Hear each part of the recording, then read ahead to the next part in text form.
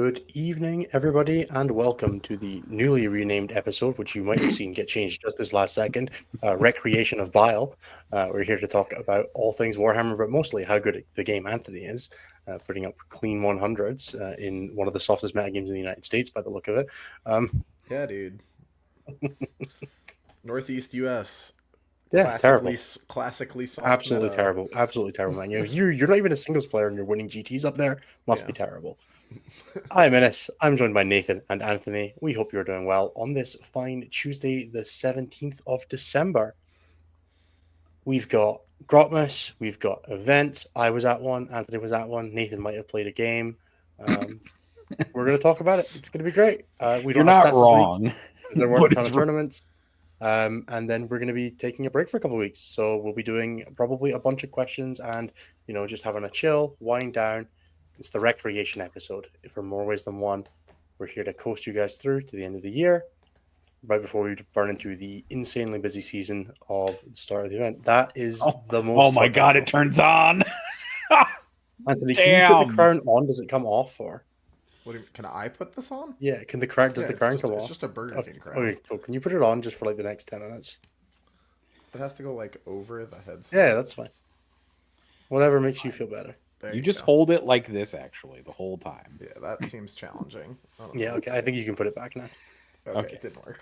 I got the screenshot. Like, that's all I needed. Oh, no. That's backwards now. That's a new emote, isn't it? That's going to be a new emote. No, we just added the pickles emote. We can't be doing this. Anyway, back to the topic at hand. Focus. How is everybody doing today? Nathan, why don't you kick us off? Nathan, you've not changed your description in like 3 weeks as well. Come on, what are we doing?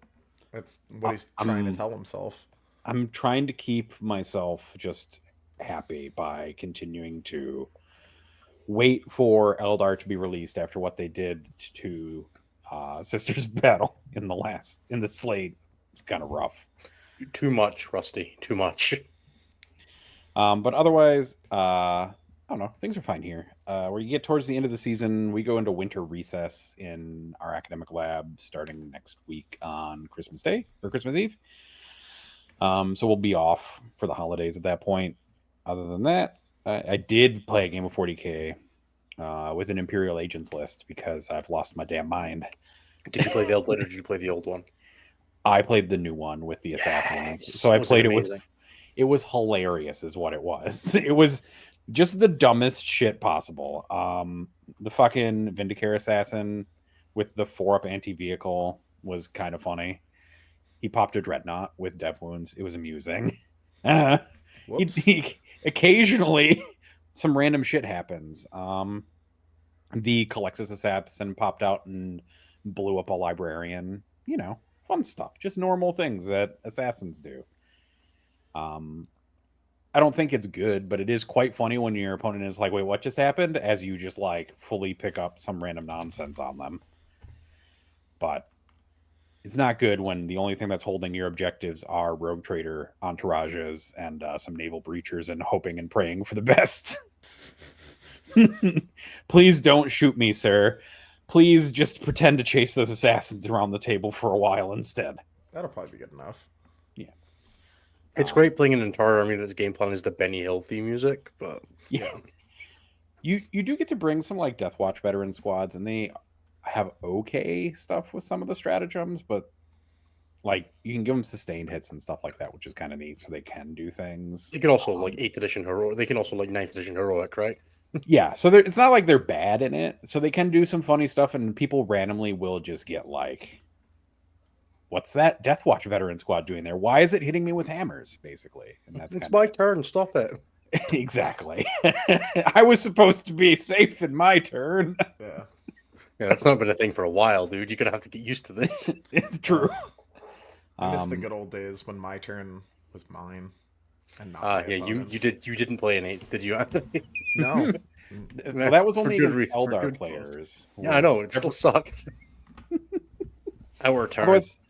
Otherwise, I've been playing Total War Warhammer 3, which is fun. Our ball is undefeated in all ways and shapes and forms. And that's just how it is.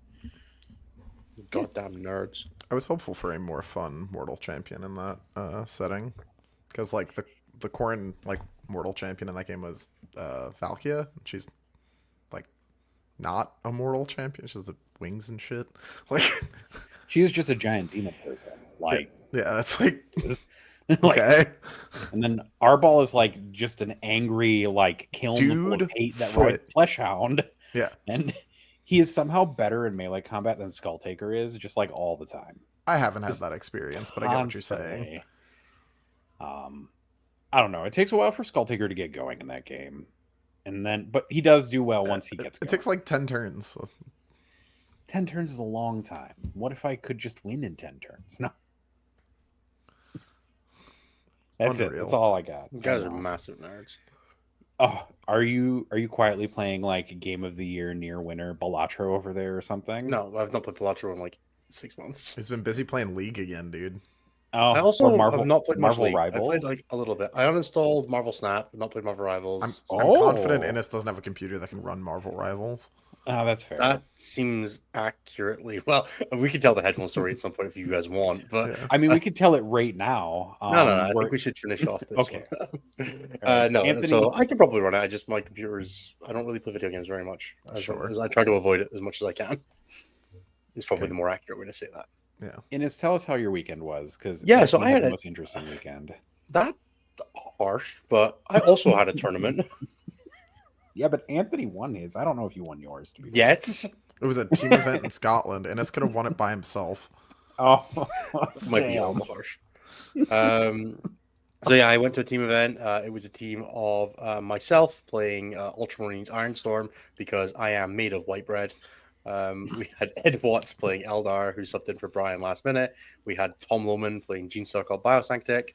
We had Chris Irvine playing Leagues of Votan, and we had Alex Sacco playing Thousand Suns. So an all right team. Thought we would just bring me and some of my friends to a team event in Scotland. So our worst round was an 87 in 5-mans, which was against the Team Scotland team. Nice. It went pretty well. Yeah, we went 25-0. It was a little rough.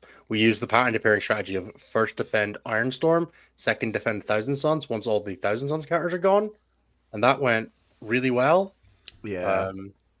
I got to play against New Sisters, and my first drop was a Vindicator on the line, and my second drop was a Vindicator on the line, and my third drop was Gulliman on the line, and they all sprinted directly to his deployment zone and made it there, and then Gulliman took his home objective. Just like normal gameplay things. I like that our team always has one like niche chaos super pusher. Like whatever team we're playing always has one of the chaos armies just being like, today you will have a bad day. It turns out that like chaos players are a different breed of savant, where as long as you protect them like a baby and you're just like, you are my pretty princess. We had Tiara for Sako and everything. I will bring you points. And it's as long as you've got that guy, it's nice to have them. So yes. All I'm hearing is that chaos players are the passenger princess of teams. Yeah, pretty much. Yeah. Okay. So yeah, to quickly run through my games, I played against Fellhammer Siege Host round 1, and boy was that rude when I have Oath of Moment, and he was relying on that to keep that on his -1 to wound to keep him alive. Yeah, that was watching the Bile brick just go away was good. I enjoyed that. And you can't Armor of Contempt anyway. Game 2, I played against Astra Militarum. I had the fortunes of he shot the slowdown at the Calgar brick and accidentally killed a model, so I went ignore modifiers, run at you anyway, which was very, very unpleasant. I was concerned this was going to be a tale of a tank getting shot back. Oh no, that didn't happen. My Vindicator died to an Exterminator just 1-for-1 through smoke. Oops. I was just like, oops, just like two lethals on the Melta, the Hunter Killer. I'm like, failed 5 up. I guess I'm just dead. Yeah. Shit. Yeah. That was a little awkward. Wasn't how I drew it up. Yeah, I shot back a Sentinel with my Predator Annihilator and did like 4 damage to it. Not its finest moment. I'm so happy I didn't take those in the end. I was happy with my 1. It was nice in Ironstorm when it's like the thing that can use Oath of Moment in the early turns for Space Marines. Like that was fine, but Yeah, I don't feel like you using have that problem. something to use Oath in the early turn in Space Marines is very different than replaces 2 War Dogs and Creations of Bile. Yes, I would agree. Yeah, I'm like, I don't need it on Ballistuses. Predators and Vindicators and Reapers have 24-inch range and aren't using it turn 1. So this thing with 40-inch range and Twin Linked seems pretty solid, and it was nice for that. Yep. Yeah, game 3, I played into the Sisters game, which was, just purely Calgar was on his home objective turn 2, and then Gulliman followed him on turn 3. Gulliman did get, like, catch the hands from the Canoness with damage 4, Good. but stood back up, and it was fine. Gulliman stood back up 3 of 3 times he died this weekend, so I was proud of him for that. The last 2 times I've played Gilliman, he didn't stand back up. And you're just, like, waiting for it to matter when he doesn't. Yeah. Go on. Game 4... What did I play against game 4? Oh, this is bad. Oh, Blood Angels. I played against Martine. This was the bet game. I went first in the ritual, or he went first in the ritual, and I ran at him and then put Gulliman on his home objective. It was great. Gulliman single-handedly executed 9 Death Company from Astorath squad with sweeps. Oops. It was great. Dante died because he couldn't armor contempt against the 3rd Vindicator. That unit is not worth using anymore. It was really rough watching it. And the 6 Death Company that were stood in the open, I advanced and shot my... once he had run out of ability to pressure my home objective, my Intercessor squad advanced out and put 16 wounds on it at AP1. Dude. Because that's a thing that unit does now. Yeah, they fuck you up if you're too close to them. It doesn't. You don't even have to be too close. Like, within 36 is very reasonably, like, too close at this point now. They're 24-inch range and they're not rapid fire. That's fair. And they're assault. So... Yeah, that unit has altogether too many keywords, I think is the technical term for that unit now. I think it's good. That is the number of keywords needed for an intercessory squad to be usable. Assault heavy sticky objectives, reroll to hit, +1 to wound. Double shots. Yeah, that's what it takes to get Space Marine to playable now. Yeah. That's just a few things. Just a few. It's fine. Also, a power fist and a grenade launcher. Yeah. Yep. Yeah, on the same guy. That guy has 3 guns. 3 weapons. It's a little too many. He's got it. He's the first-person shooter equivalent. Yeah, that unit. He just has a gun over here, a gun over there. No, it's an underslung. It's an underslung. What are you guys, fucking amateurs? Come on. Yeah. It's a Quad 4 noob tube on your M16. Innis is allowed to not know about guns. Nathan, you're American. Get it together. It's true. And here for the concealed and carried guns. Game 5, I played against Green Tide, and by the end of turn 2, going first, my Reaper had killed 40 Orc boys. Yep. So we called it at the end of turn 2. It was on track to kill 40 more, or there was just no other orcs left? Well, no, there were 60, and there were 80, and they were all in a line against his sideboard edge in Crucible, like the side one. Please don't shoot me, Mr. Reaper. turn 1, Calgar rolled a 6 on his advance, beat the shit out of a commando squad, top of 1, consolidated back through a wall. He rolled a charge into it with a 20 of Orc boys, rolled exact Cs, couldn't get more than 4 boys into combat with me, and then That's not enough. And then those 4 Orc boys then made it so that there was 19 guys in that squad, which meant it got mercied from the weakness from the Reaper and couldn't blood surge into a unit. Because it was dead? Yeah. Well, it couldn't have even threatened it, right? Like I couldn't have triggered mercy with something else without it blood surging in, kind of thing. Rough. Gulliman was in combat, had killed 3 units already.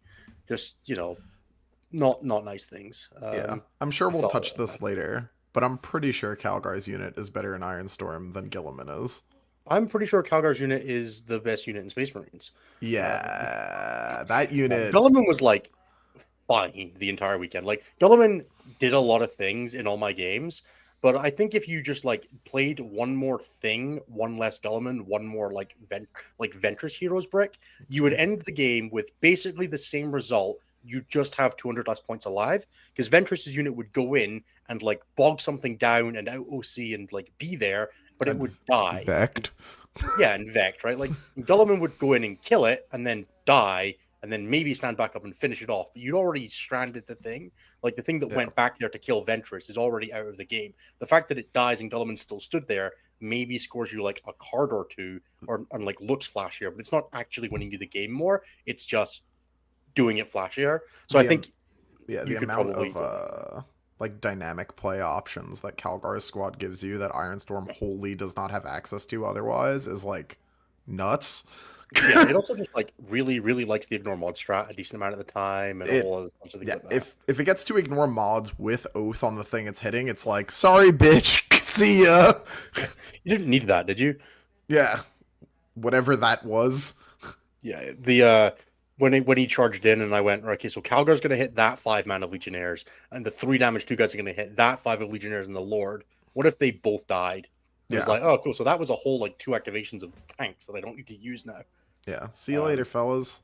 Yeah, it was really good fun. I really enjoyed playing with Calgar's unit. It was really nice. The company heroes bit, like the armor contempt change is definitely annoying for that unit, but it also benefits from it on the front end, like when you're Yeah. hitting things. So you kind of like it kind of comes out in the wash. It definitely Also- dies when people activate it in a slightly more annoying way. But Did you not get to do the funny Calgar has a 4-up feel no pain thing? Um, Or did no one yes, get that unit down that I low? did. Unfortunately, it was against a Death Company unit that was high rolling, and I Oh. failed. Calgar got handed like 7 3-up saves, failed 5 of them, and then just died through Yeah, the it's film. too Like, many. that's not meant to happen. Yeah. Yeah, the amount of times locally I've seen Calgar, like the unit get down to Calgar and then just be like, actually, fuck you. And Calgar just rips through a flank is like, yep, Yeah, that's the last 2 games I've had it like come up, it's been him, but he was installed in front of half a Bringer's army, and he did die. Yeah. Yeah, I've never had a Calgar go quite that hard for me. He's usually like dying a little bit too aggressively.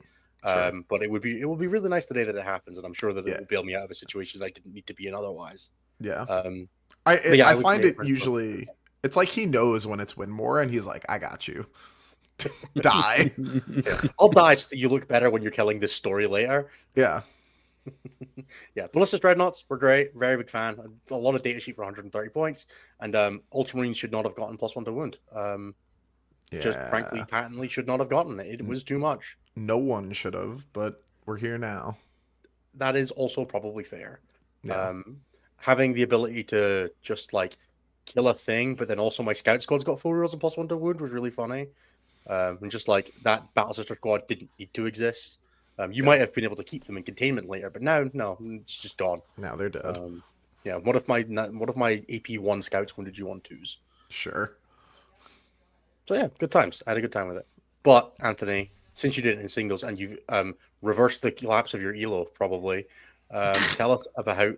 I'll have you know that my elo has been fine since Cali Cup. Thank you. Exactly. So between Cali Cup and this, you reversed the collapse of your elo to decay. Oh, that's true. I've probably recovered all of the loss. Yeah, because Yeah, 2 of the that's what people I I absolutely battered this weekend were WCW boys who did quite well there. So sorry about the elo losses, Jasper and Jack. But yeah. So no, you did not, Johnny Watkins, miss the Creations of Bile discussion. It's about to happen right now.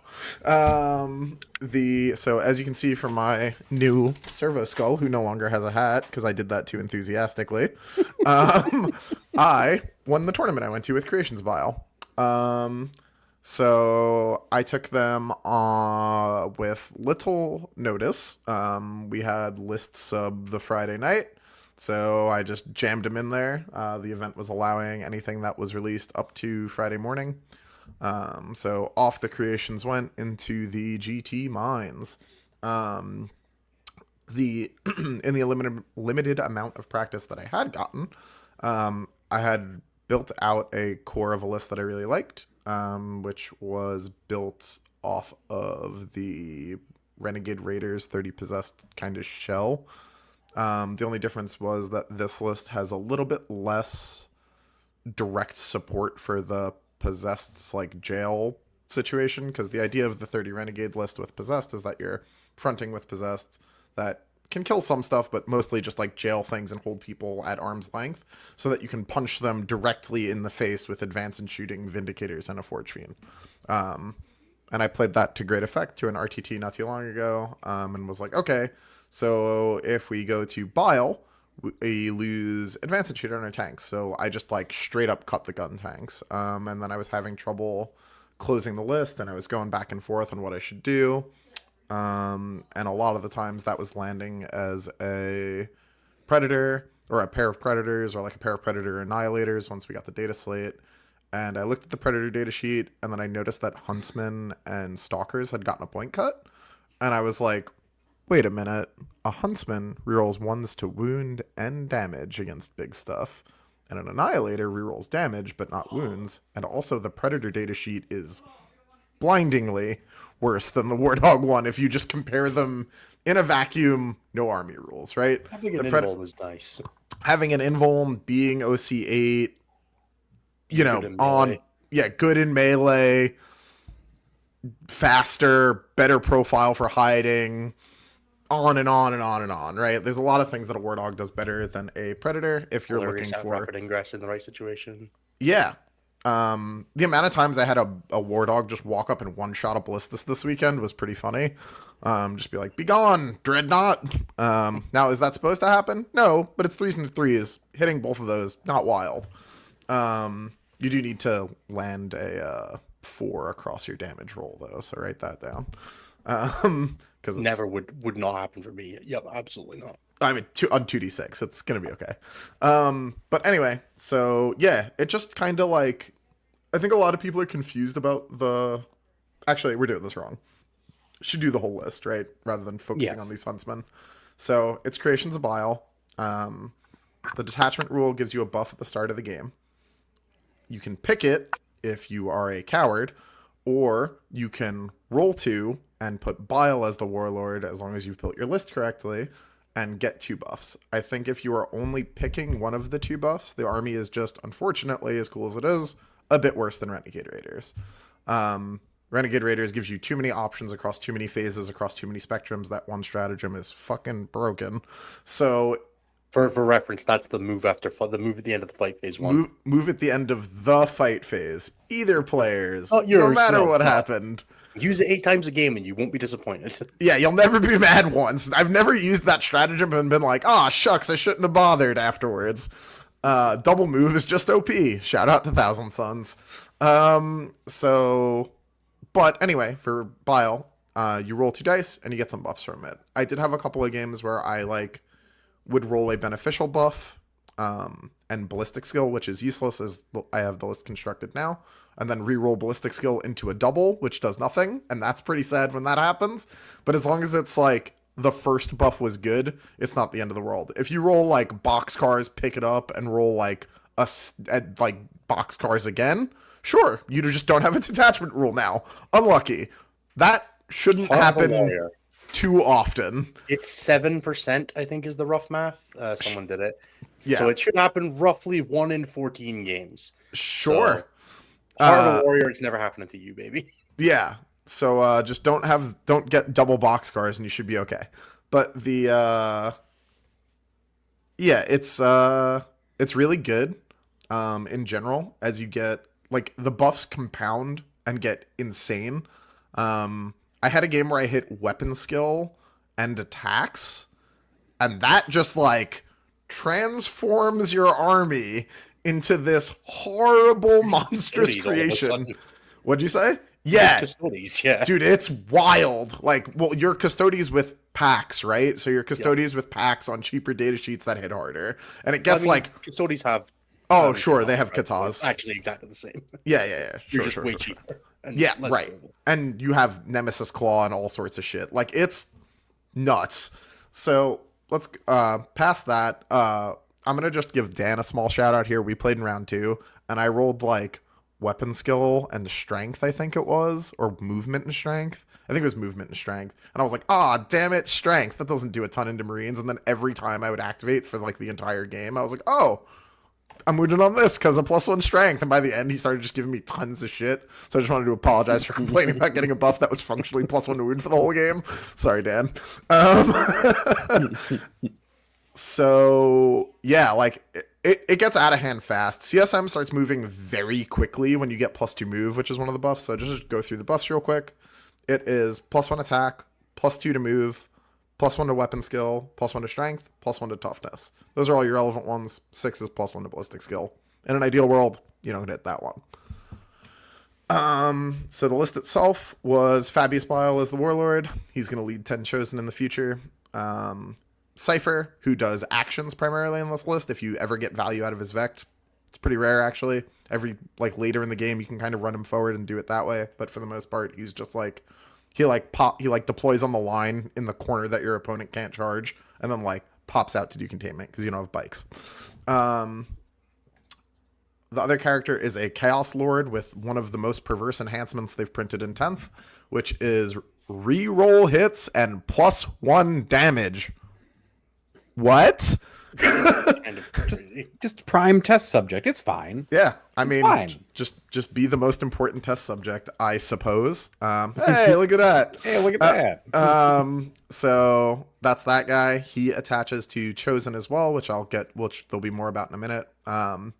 10 cultist mob, 2x5 of just regular legionnaires. They do not get a leader. They go in a rhino by themselves. They scoot around and do like objective stuff. They handle your natural expansion. They do the jobs nobody wants.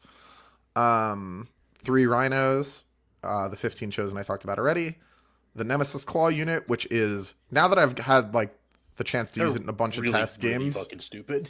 Holy moly, that unit is fucked up. Woo! That unit is not fair when your opponent is trying to do basically anything. So there's them. For anyone who doesn't know, Nemesis Claw turns off stratagems while you're in engagement range with them. With the one dude, I'm pretty sure, but still. No, it's the unit. Oh, is it the unit? Wow, I nerfed myself all weekend. Whoops. That could have been way more fucked up even. Nice. Cool. If I can write that down. So yeah. So like let's finish the list. So there's 20 possessed 2x10, and then there's 2 huntsmen that we talked about before. Just to like touch something on the claw real quick. I don't think they're always worth running in a lot of the other detachments, because there are not a lot of like dude weapon etc. per point. But this detachment fixes that by adding a bunch of stats into their profile, making them totally worth the price of admission for you don't get stratagems. So that's them. I've seen a lot of people write this list with the Chaos Lord joining Legionnaires, and you can do that. The detachment does have an advance and charge stratagem, but I found, as I was going through the games that I was playing, that it was really easy to want to advance and charge in a couple of places, and not being able to deliver that Lord on the turn you need to deliver that Lord is really annoying. The army doesn't lack for gas, right? Like, it's giving you an insane amount of bonus stats through its detachment rule, particularly if you hit 2 relevant ones, and again, if they stack in any meaningful way.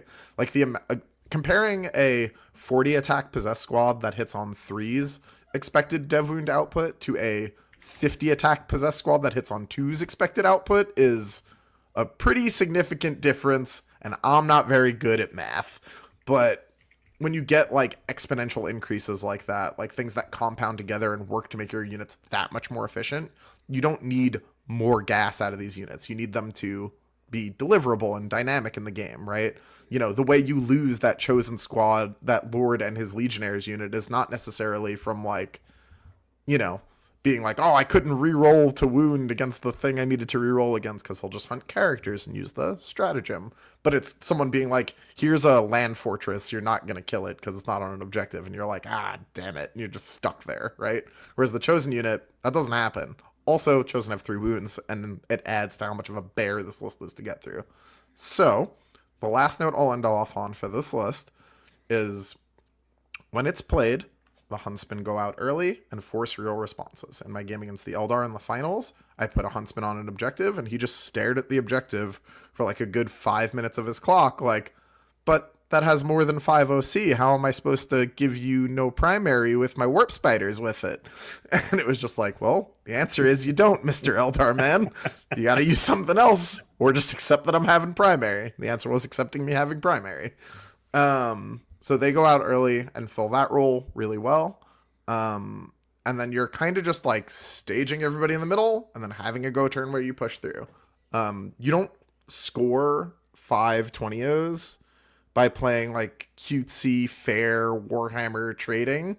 That is not at all what this list is doing. If you are going into this list and you play it that way, you will have a bad time. I'm telling you in advance, so you don't play it and then be like, oh, I'm going to put my legionnaires on the objective. Then they're going to kill them. Then I'm going to put the second unit of legion. You're going to lose your mind trying to play this list. It does not play that way.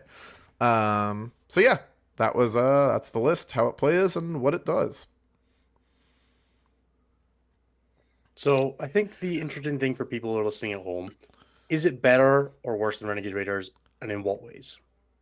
I don't know. I think they're different, right? They're different in the way that, like, you know, to use like the WTC era of time for us as an analog, right? It's the difference between choosing to take World Eaters or choosing to take CSM, right? Renegades is more dynamic in general, right? Like that strat is insane. You can afford to take more possessed than that, so you're doing a different type of stat check skew. Being able to shoot back at the bad guys is pretty important, right? Doing that and giving it a specific role is very different to this very hyper specific thing that this seems to be doing, that it is doing really well. And you can make an argument, not that I would just yet, I'm not comfortable saying that fully, but that this is just like World Eaters but better, right? Your buffs are everybody for the whole game. Your access to Vect and other trash units and all that sort of stuff is better. You don't have to run an expensive as fuck Demon Primarch who may not come back if you're not me. Like, it's generally got a lot of things going for it in that same space. And if you wanted to have something on your team, like for teams as an example, if you wanted something that was very pressure forward and very, like, you know, capable of getting big scores while also holding things close if it needed to, and you didn't have a World Leaders pilot that you trusted, but you know someone that's good at CSM, this would do that role, right? What it's not is necessarily as flexible as Renegade Raiders, but I don't know how much that matters right now. And I'm sure there are things that Renegade is just like flatly better into, but I don't know what that would be off the top of my head. I didn't play Renegades for long enough. Are there any changes you'd make to the list after playing it at the GT over the weekend, or are you pretty locked in? Yeah, no. All the pieces did what they were supposed to do. I don't think there's any reason to change anything. You could make an outside argument that the Huntsmen could be stalkers, just so you get the Nolos hat and the like the claw instead of the sword. But having the reroll ones to wound and damage actually came up like quite a bit.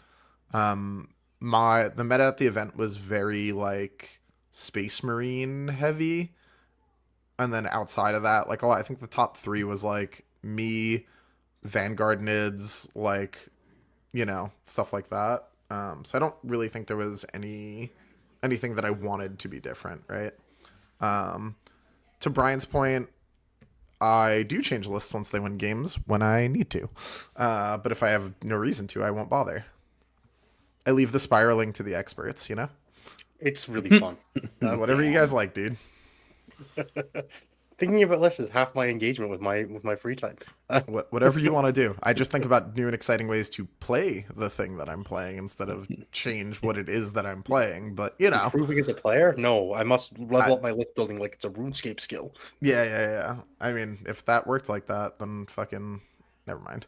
I followed the trend of copying Anthony and already have put this into my app, basically, is how that Yeah, works, I already own it. totally honest. The possessed, so. Yeah, I mean, it's super fun. Like, I had a really good time playing it. I mean, that's part of the reason I wouldn't want to change it, right? It was, like, super fun to play it as it was, and it had all the things that I needed. Like, you know, there are a lot of armies that like run the risk of getting like auto-seated on objectives, or your profiles line up weird into certain things, and like there are definitely things that could be could be sketchy matchups for this. Like if guard take, you know, lots of the flat damage 3 tanks or nids or something like that, that could be super scary, right? And you don't have like this list's like, you know, stat checks, so to speak. Like the thing this presents is a lot of like uncomfortable to kill 3 wound bodies, right? That doesn't matter to some things. Like you play against, again, like nids, guards, stuff like that. It's a genuinely tough day in the office. This is probably better into something like Iron Storm than World Leaders would be, as an example, right? Because, you know, Iron Storm can drop Angron, no problem. Dropping that much pressure in their face, touching and wrapping their shit at the same time, also killing their shit, not so much, you know? But it just depends. It depends on what you expect to see a lot of and what you know, kind of expect to see around. Yeah. Are you telling people to make educated, nuanced, meta-based decisions based on their GT populations? That That doesn't sounds sound right. wild. No, don't do that. That is often my advice is you have to take things with context and play a lot of games so you can properly develop the context in which you view things rather than All right. just Last question spouting before we ask you absolutes. about your games. If you're playing against this, you're playing against Creations of Bile, what should you be paying attention to? The positioning of your units so that they are not too close together. A lot of times this weekend, people had stuff that were just like a bit too close, and I was able to charge like the claw into the front thing such that one of them was going to be able to pile into the second thing. And that meant that neither of them were interrupting before the Lord did the same thing and killed both. And just like as a general rule of thumb, being really eyes on the prize about where that Nemesis Claw unit is super important if you're a melee army. If you're not a melee army, being okay with getting rid of your trash to screen out the possessed ingress so it doesn't end the game on the spot is also important. I got the fabled opponent concedes in top of 2 between movement phase and shooting phase this weekend because like the possessed rapided and that was just like, oh yeah, there's more of those. All right, game over. It is what it is. But yeah, like making sure that you're using your units to, you know, kind of buy yourself some of that like respect and breathing room, even if things have to die to do it, so that you don't get just like stuck in a corner and then run over is going to be most of your leverage here. I have one last random question just based on something you said there before we move on. Nemesis Claw is not unique. Any worlds you want more? So no. Um the I was looking at that for a bit. I had 2 units at one point. But they don't like their profile's not very good, right? So like their profiles are fine. The main thing really is that being that like 2 units of legionnaires in the Rhino on at least GW boards, I have to test this more on WTC, was just like my natural expansion is mine. Leave me the fuck alone. Or it was really good at in a scenario like for example for day 2 we played layout 3 where I could have like a war dog followed by like pressure from the middle staging preserve my natural expansion. Then that Rhino was really good at being like, your natural expansion is a bastard to hold. So that's kind of the idea. Like just having the extra OC from being Legios, having the wound rerolls from being Legios was just like kind of nice over having like another Nemesis Claw unit. Notably, Nemesis Claw also don't have an icon, and I fail packs like it's my day job. So having the option to at least reroll it is good. It's why I would never play Pact Bound. I would fail a rerollable pack test in Pact Bound and throw my computer through a window. There's no way. Failing to get Abaddon's, failing to like my least favorite thing is going for Abaddon's, rolling a 5 and just looking at it like I can't reroll that for a 7. I will. Yeah, just pissed. Just like I will not do it. I will not risk it. Yeah. Sick, dude. Right. Do you want to run us through your games in a vague order of vague interest? Sure. So my first game I played against a very nice gentleman who was at his first GT, and we did not play a very long game of Warhammer. We had to make some edits to his list because he submitted it kind of incorrectly, and then we spent some time with the judge after sorting it. So thumbs up, nailed it. You know, hope he had a good time at the event in general. He and I had a good time. He was playing Blood Angels, so I got to teach him some stuff. Second game, I played against our boy Dan. He got me that early in the event. He was... Actually, he took it pretty well when we got paired. He wasn't like, "Ah, oh, damn it." He was just like, "All right, here we go." He was playing the new like DA Gladius list that did really well at this event.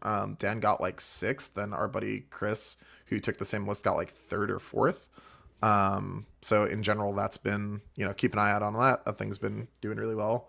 Dan was one of the victims of the couple inches of positional mistake, where the Nemesis Claw got into a squad of Deathwing Knights, but also tagged Azrael. The Nemesis Claw killed 2 Deathwing Knights, which I'm pretty sure is not average, but when they can't AOC, it's a pile of AP2 weapons, so I don't know. And then the Lord's Chosen unit swung around and popped Azrael's whole career. But like without that mistake, he's in actually like decent shape in the game. Shout out to Samael and the Outriders being a goddamn nightmare for Chosen. With the Lance strat, Samael's good for like 8 or 9 of them by himself. Like Lance Oaths. So yeah, that shit is scary. Watch out for that. Chaos players out there in the world. Samael will pop your dudes.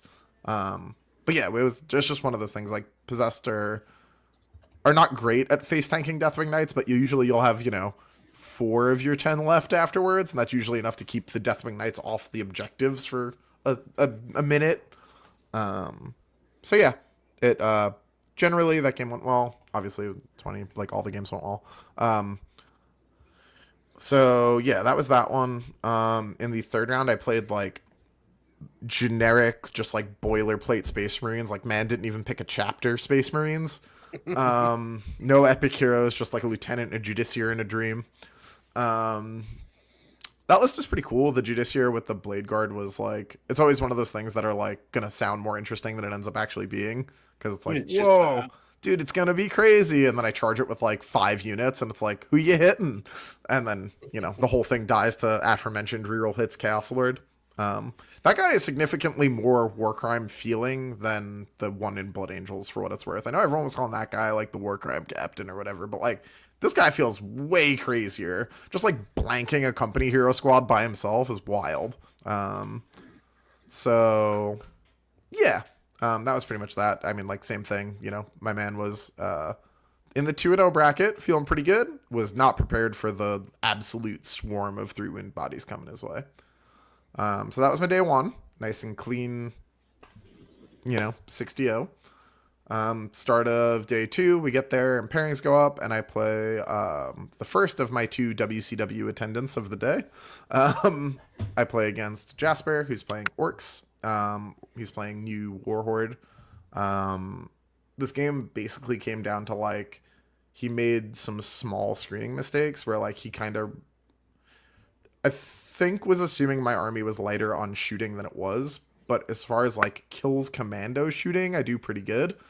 So I cleared a unit of commandos out and like a unit of Gretchen out, and I like hurt one of his battle wagons, but that opened up a unit, like Bile's chosen unit, to charge into Gaz. And so he lost Gaz.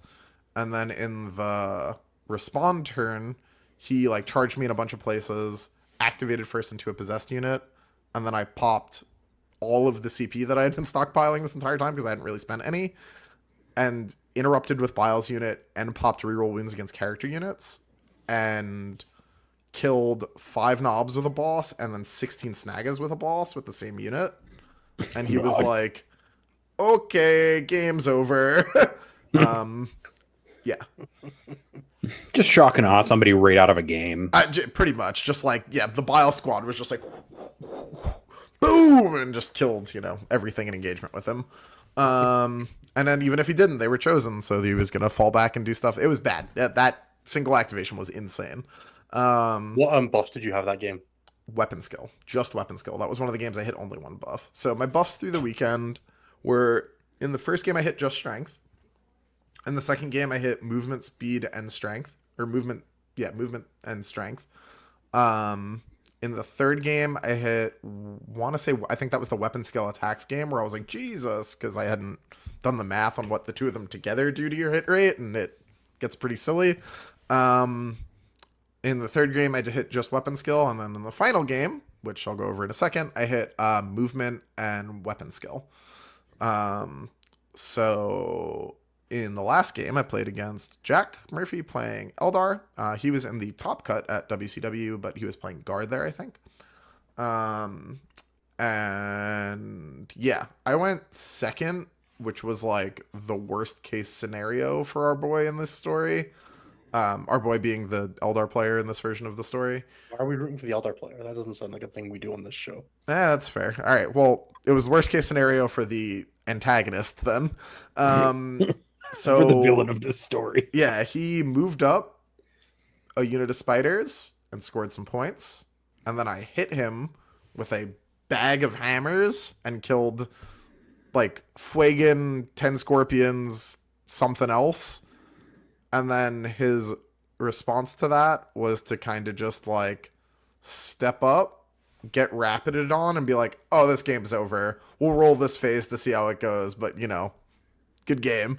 So he like charged he had like this big clown brick. It was like Yvrain, the Visarch, and like 11 clowns or some shit.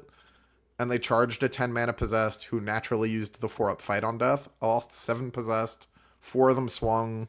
The remaining 3 actually swung, and there was like 1 clown left in the squad, and it was about to be my turn. And he was like, "This is not getting better."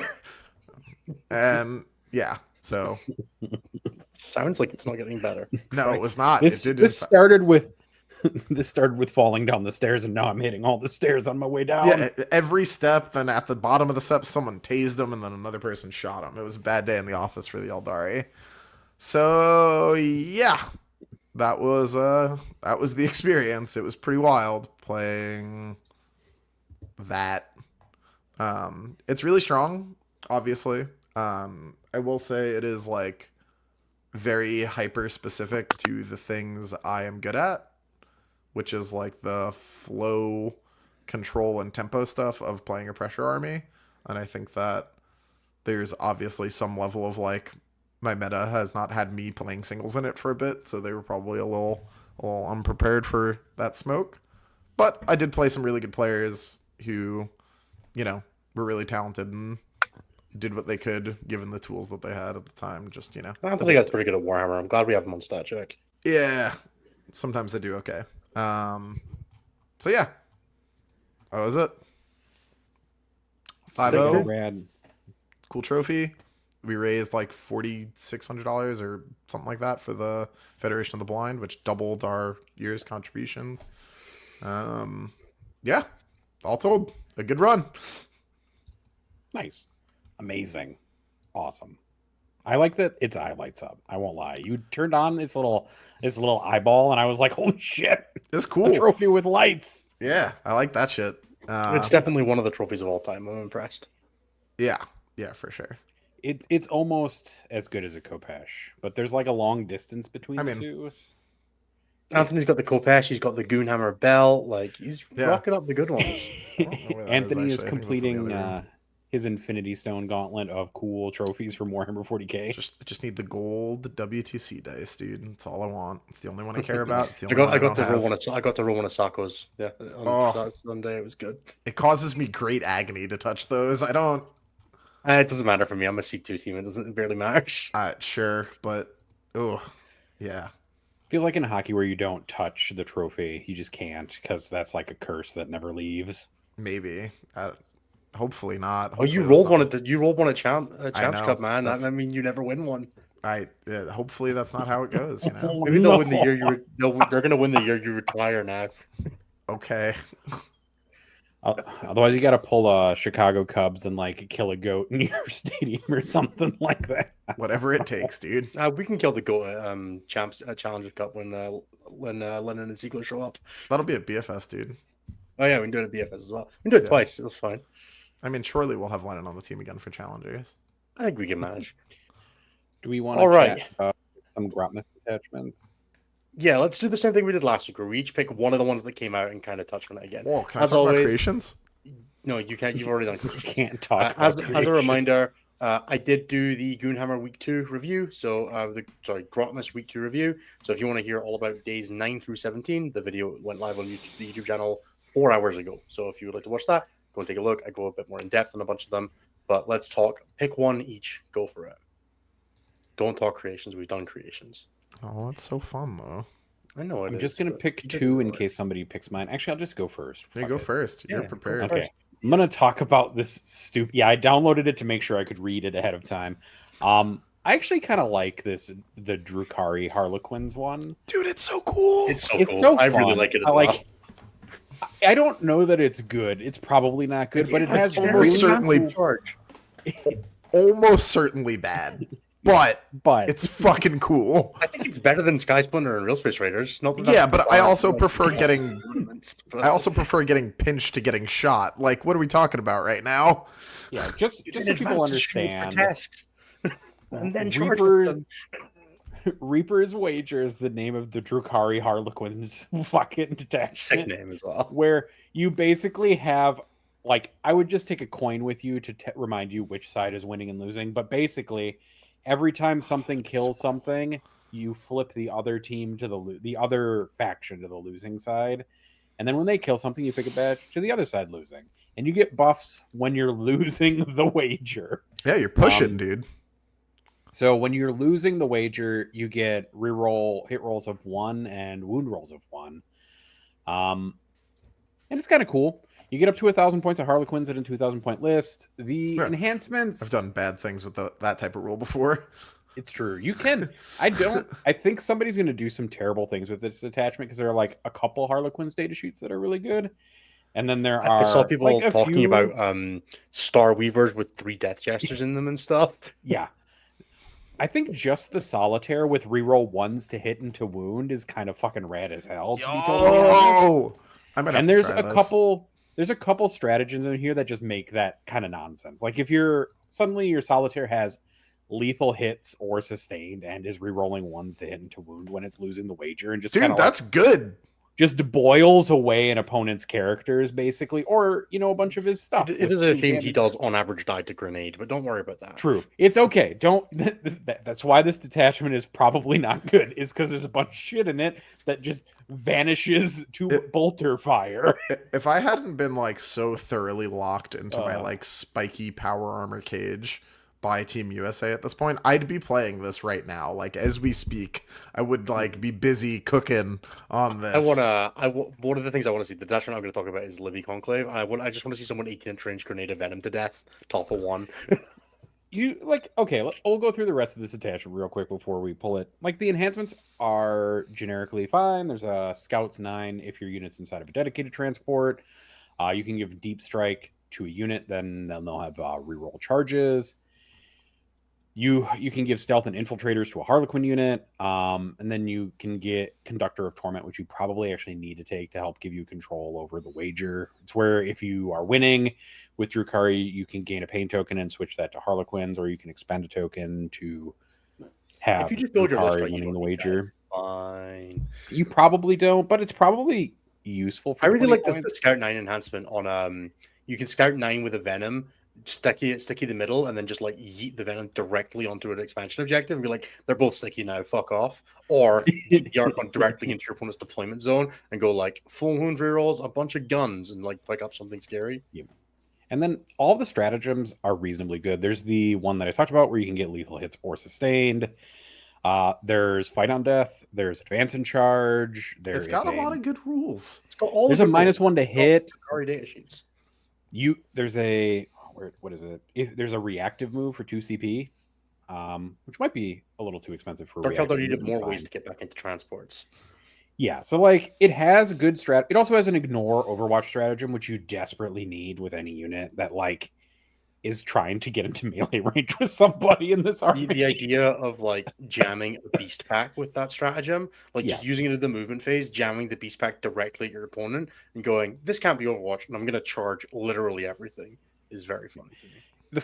The funny part is this army detachment has like all these really cool pieces in it, but unfortunately the Drukhari and Harlequin's book I don't think have all the data sheets to support this awesome detachment with all the cool stuff in it. God, it's so close. Like, if Harlequins were a little bit more similar to their 9th edition versions, this detachment would probably be amazing. Void Ravens are probably good in it. 3 DJs are probably good in it. Solitaires are probably great in it. Well, you can only take one Solitaire because they're fucking... Dude, if you could take multiple Solitaires, we'd be having an entirely different conversation. I was looking at it from the perspective of like a team's skew build of just playing like maximum Haywire. Just be like, you brought vehicles, did you? What if you just fucking died? Just like teams, you're just like, oh, you first defended Ironstorm, did you? Here's 15 Scourges, 12 Haywire Bikes, and 6 Talus, all with Haywire. What if you fucked off? And that does sound fun. It will not work in singles, but it does come close in like a lot of spots. But it is a lot of fun, and I do plan on playing it at some point, just because it seems like it's a blast. Also, Scari's definitely going to win a GT with it, right? Like that's not even a question. How many golden tickets do you think Scary wins with Reaper's Wager? I'll take the Reaper's Wager on that. I'll take the Reaper's Wager. We're all losing. Yes, I understand. I'm waiting for Scary to come out with a list, but he was talking about like Advance and Charge Taloses and stuff like that. We put in the line at 3.5 or 4.5 GTs for over under for Scary in the next 6 months. I don't know. In the next 6 months, over. In the next 6 months, over. I reckon it'll be Reaper's Wager. Yeah. All right. Init, you're up next. All right, so I want to talk Librarius Conclave because I am the whitest man alive in terms of bread. Why does this detachment just have like every rule? I don't think it's like incredible, but I read it and I was like, Dude, this does just have every rule, right? Dan wants to play this detachment so bad, like so bad, and I just am just like, stop, just play Gladius, enough. Yeah. At least for the GT we just had, you could test whatever you want, but God, fuck. I keep reading it and I'm like, this seems really fun in Dark Angels. So the list I built for the review video was like 3 squads of Inner Circle companions, 1 with Ezekiel, 2 with librarians for the 4 normal save, and you got all the strats, and one of them's a lone op, and it's just like not good, but it's so funny. And then you have like Kyria Draxus in a squad of 10 heavy intercessors, giving them the big ass buffs. They're an initial up, and they're a psyker as well now. And you're just like shredding damage, and you've got this Stern Guard squad that just kills whatever the fuck it wants with anti-monster and you go 4 up, 5 up, and dev wounds, and it's just like there's no way it's good because it's only one thing advancing charges and blah blah blah, and you probably better just playing it as Ultramarines and getting the possible wound for it. But man, Inner Circle Companions with the 4 portable save just sounds fun. It's because it does the one thing that everybody loves, which is when you pull the handle on like the fucking lottery machine, it does all the cool lights and like puts up big numbers. Because that Stern Guard unit has like an 80% chance to kill a knight from full, even with a Feel No Pain. Like just takes the knight, kills the whole fucking thing, basically. And that knight disappears, and it's okay. Yeah, dude. It's like, not okay. Stern Guard is entirely correct, but it goes away. It's really funny. And like Biomancy +2 to move army wide is pretty solid for getting your staging in place, and like it's cool, right? So you've got your 5 abilities. You pick one any turn. You can double up because you can double up. Like you're not restricted like Gladius to picking one. So there's +2 move, reroll 1s to hit and wound, which is solid. Like these are decent army rules, right? Sure. The problem is they only hit Psyker units. Don't worry about that bit. We've got Pyromancy, which is +1 AP if you target an enemy within 12 with a ranged attack. You've got -1 strength for incoming ranged attacks. And then you've got ignore weapon skill, ballistic skill, and hit modifier, which is probably the weakest one, which is unfortunate because it has one of the coolest stratagems tied to it.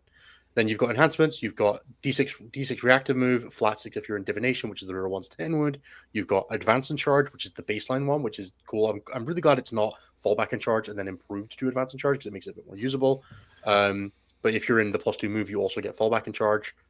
You've got obfuscation, which gives you immunity to Overwatch, and then if you're in telepathy, which is the ignore modifiers one, you get lone up 18, which again is reasonably solid for like an early staging turn. Then you've got Fusillade, which is ranged weapons, get anti-monster, anti-vehicle 5 up, and then you also get sustained hits if you're in Pyromancy, and +6 range if you're in Telekinesis. Pyromancy being the +AP, and Telekinesis being the -1 strength. So like I think it's a really solid set of enhancements. Like all 4 of them have decent use cases. 3 of them are actively really strong. I think you would play all of them. Again, problem is you're putting them on librarians, not good characters. But again, don't worry about that. Like we're transcending the thinking about whether the librarian, like we've bought into the theory that this detachment is good, and we're no longer questioning that librarians are a playable data sheet. That's where beyond that. They give you a bunch of legitimately fucked up rules if you play against the right stuff, right? It's a 4-up invulnerable save all the time and a 4-up field of hitting and psychic attacks. Against like 65 points. As a side note, I've seen a lot of bitching about the new Grey Knight detachment. Holy shit, that thing is so fucking cracked good. Like, dude, I have it as maybe the best army in the game or near it. It's fucking good. So this librarian thing gets a lot less niche in the context of trying to not die to that shit. Thousand Sons has lost a bunch of predators and is suddenly very good again, and like I kind of think it's kind of cool. Yeah. All right. Then we have its stratagem suite, which is basically they all do a thing. They all do a thing, and then they all do a bonus thing if you're in the right discipline. And again, I'm not like you're gonna have to just roll with me on what these disciplines are because you're not gonna remember, and I'm not gonna remember. So you've got make a unit -2 to move and charge, and then if you're in telepathy, it's also a -1 to take a battle test at -1. That's either command phase, so you can kind of fuck with your opponent a little bit. You've got armor contempt. You've got -1 to hit in melee, and if you're in pyromancy, they're also hazardous, which is just for anything within an 18. Yeah, hazardous, buddy. You want to have a go? Yeah, Yeah, I The didn't like problem that. is this detachment stratagems are good. Like They are and genuine. all the bonuses are extremely powerful. I want to the play against somebody that has phases. like what I want to play against with this, if I'm being honest, is a unit of blood crushers because they have extra attacks and they're not vehicle monster character, so they just flat die. They don't take 3 mortals, so they would Yep. have 14 rolls. Everyone's a dead dude, and I want that so bad. Or 12 rolls. Everyone's a dead dude. God, that's fucked. Yeah, Blood Thunderwolf Crushers are Cavalry. already bad at melee. Like, come Thunderwolf on. Cavalry the same. Yeah. You've got Iron Arm, which is a unit with an 18 plus 1 strength in melee, plus 2 strength if you're in Biomancy, which is the plus 2 move one. You've got 18-inch range grenade from a Librarian at plus 1 if you're in Telekinesis, which is the one that I think you'll sit in a decent amount of the time because it's minus 1 strength to range attacks. I prefer to think that low. that's them like telekinetically throwing the grenade. I'm just being like, pew. Yeah, it's like the Librarian's just pulling a grenade off his belt, but you can double grenade with that. If you're playing like Ultramarines with like Calgar Gulliman, you're just like, I got 25 CP, man. Here's 2 grenades. Screw your Whoops. thing, right? Like you don't even. That's kind of cool. And then you've got my least favorite stratagem name, which is Prescient Precision. Is that just Yeah, because it it's is. hard to say in Scotland? Prescient Precision. Which is apparently they changed hazards to be 3 mortals no matter what unit type you are now. I'm heartbroken Boo. that my counter Thunderwolf Cavalry meta, just in time for the Kruger to no longer be playing them, is gone. So it's lethal hits and then ignore cover if you're in divination. So like it's a cool set of stratagems. It's a cool set of rules. You've got access to advance and charge. It's not better than Gladius, but it's different. And if you were like again, you were like really fiending for a Thousand Suns and Grey Knight's Answer in a team comp, I could see looking for something like this and having a genuinely good time with it. Yeah. And I think if you played it in singles, it'd probably be fine. And if you just played it as Ultramarines, or the thing I was actually one of the things I was looking at was playing it as with Pedro Cantor to have 2 units of Starguard, one with Cantor, one with that, and then they're all OC2 as well. One with the anti. Like it seems kind of interesting. I'd like to see it on the table. It seems like good fun.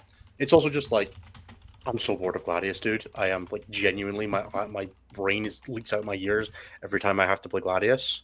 And I'm getting a little bit the same way with Ironstorm, having played like far too many tournaments with both of them now.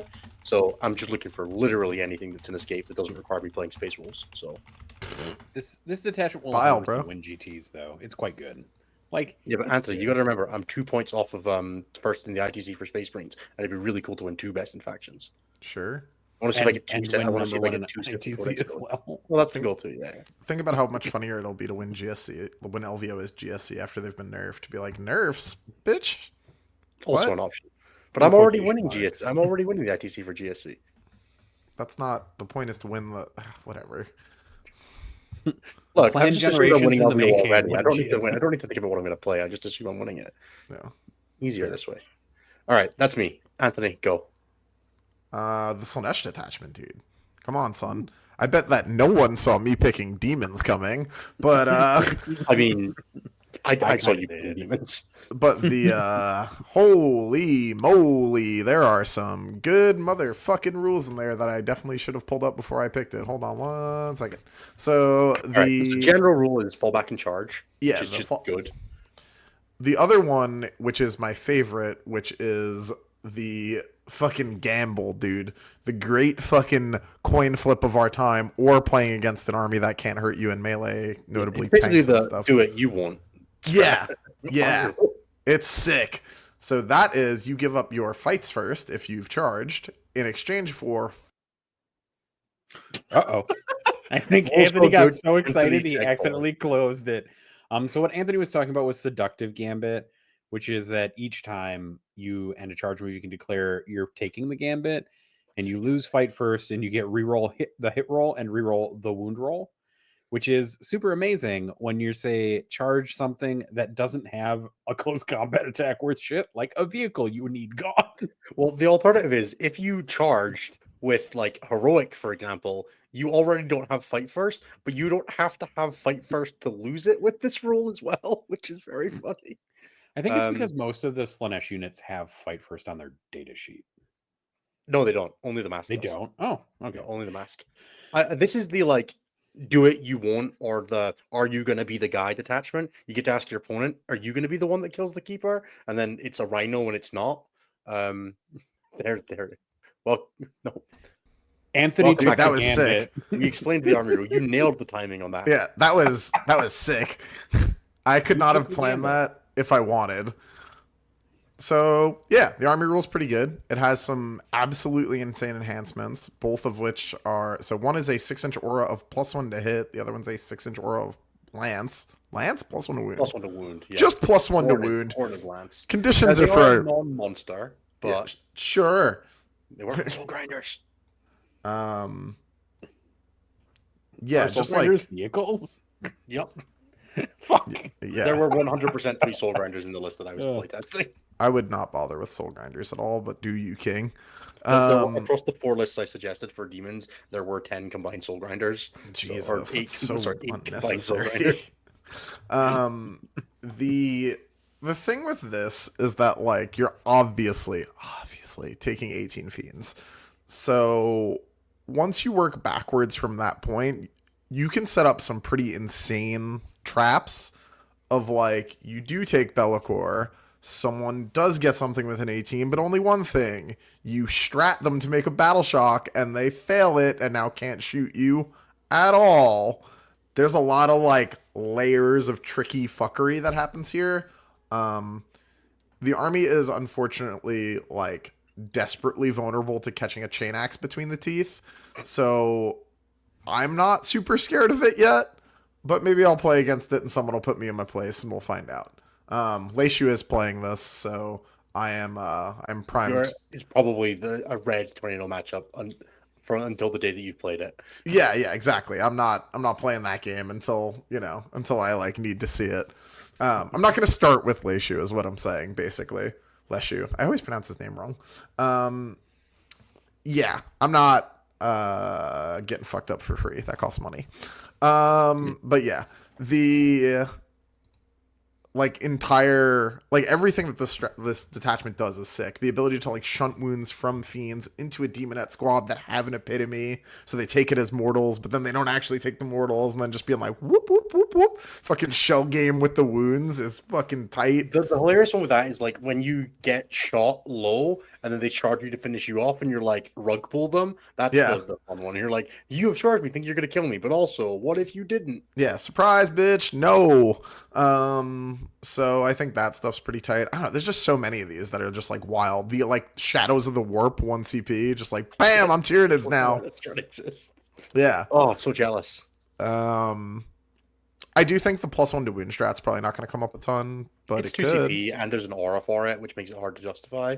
But like sometimes your keeper's just gotta be the thing that kills Angron, and you're not giving up your fight first. They are, so sure. There's always situations, right? Like yeah.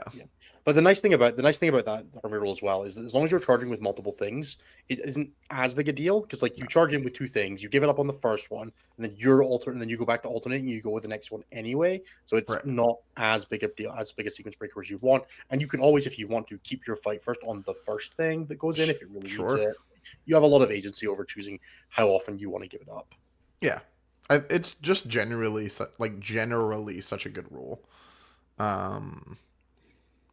Like I think it's going to be funny when people try and do so let's talk about this battle shock strat real quick. It makes your stuff take battle shock tests too.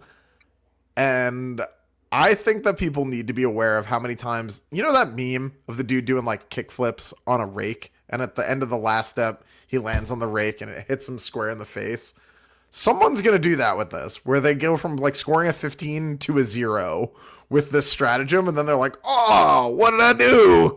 I really wanted to heal my keeper. Yeah. Or just make the enemy take battle shocks, right? Like your goal was like, oh, I'll battle shock them off, and then like your army's battle shocked and you stood there like an idiot. Can't go through a wall with your keeper now. Yeah, exactly. You're just like, fuck. So yeah, that's a thing that's worth being aware of. You know what I mean? Yeah, you must be careful, but come on, what are we doing? If you're Slaanesh, you're here to gamble, man. What are we doing? That's not really Slaanesh's thing. That's more a Tzeentch's thing, but you know, like. So I think there's been a bunch of really cool detachments. I think for me, like running the numbers on it, there's only like 3 that I think are disappointing, which like truly disappointing. There are some that are like underwhelming and stuff like that, but only really Votan, Thousand Suns, and Eldar have been like letdowns for me so far. The other one is kind of depressing. The other one's really bad. That's good though. It's just not good, which is fine. It doesn't need to be good. They have a codex coming out in like the next month or two, basically, right? So oh yeah, like I'm things by will no change. means do I am like upset that it's not good. If it was like it's kind of the same thing with Thousand Suns, right? If it compared to Battle Host, we'd have a problem on our hands because Yes. like if you were gonna make the Iron Storm detachment better than Battle Host, what the fuck were you giving it? Like Jesus Christ, dude! It's Full better than rerolls to hit Fire and and Fade to and ruined. rerolls. Yeah. Yeah. Full It's just like rerolls to hit and they ruined for replaced everything. Lightning Fast with Mercy's weakness, and you're just like, Yeah. oh, okay, cool. They took all the Space Marine stratagems and then just put them into the Eldar book. It's fine. The Wraith Knight okay. gets the Wraith Knight gets the Wraith Guard ability. Ah. Man, a man can dream. That would be funny. All right. So yeah, I mean, if you're watching the video, I'm gonna do a call to action. I never do these. What's your favorite Grotmus detachment bin? Why? Tell us. Comments, things below. There you go. I suppose that it's probably a good thing to be doing the plugs, right? It's probably the place for plugs that is a good spot. This is a good spot for it. All right, guys. We're an hour and 10 minutes into episode 119. We will be doing episode 120 in the new year, I think. It is a ways away, but it'll be a good time. If you're enjoying the show and you'd like to hear more of us, do check out youtube.com/statcheck, 11 p.m. UK time, 6 p.m. Eastern. You can catch the live show on Tuesdays. We're here to talk about stats, Warhammer, answer your questions, all the new things. We'll be back to talk about all the stuff that happens over Christmas for the Grotmus detachments. I'm assuming they're going to be dropping in Bruce Children's stuff. We'll be back to talk about all of that properly in full on the live show in January. I will be having a last Grotmas episode, and I will probably be doing an inners report for at least one of the two tournaments I have in my backlog. So there'll still be some content coming out over Christmas. I'll probably do both of them, if I'm being honest, because we have 2 weeks before there's another episode. So I'll give you guys some stuff to chew on. But yeah, that's going to be the next couple of weeks for us.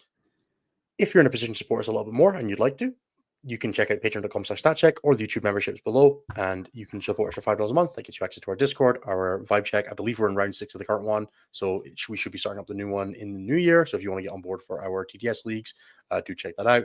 You can also get discount codes for Red Dragon, one of our incredible sponsors, and more on that below. If you're not in a position to do that and you'd like to help us out a little bit, you can also leave a like, a comment, or subscription. They help us out with getting discoverability, with making sure that more people see our content, and with us getting to continue to bring you guys the things you enjoy. So please do that below. You can check out the other shows on the network at youtube.com/statcheck. That's X1, End of the Matrix, Take All Comers, and Champions of 40K, all available on there and most good podcast platforms. If it's not on a podcast platform, it's not a good podcast platform because we just defined that there. So yeah, fingers crossed, yours is a good one.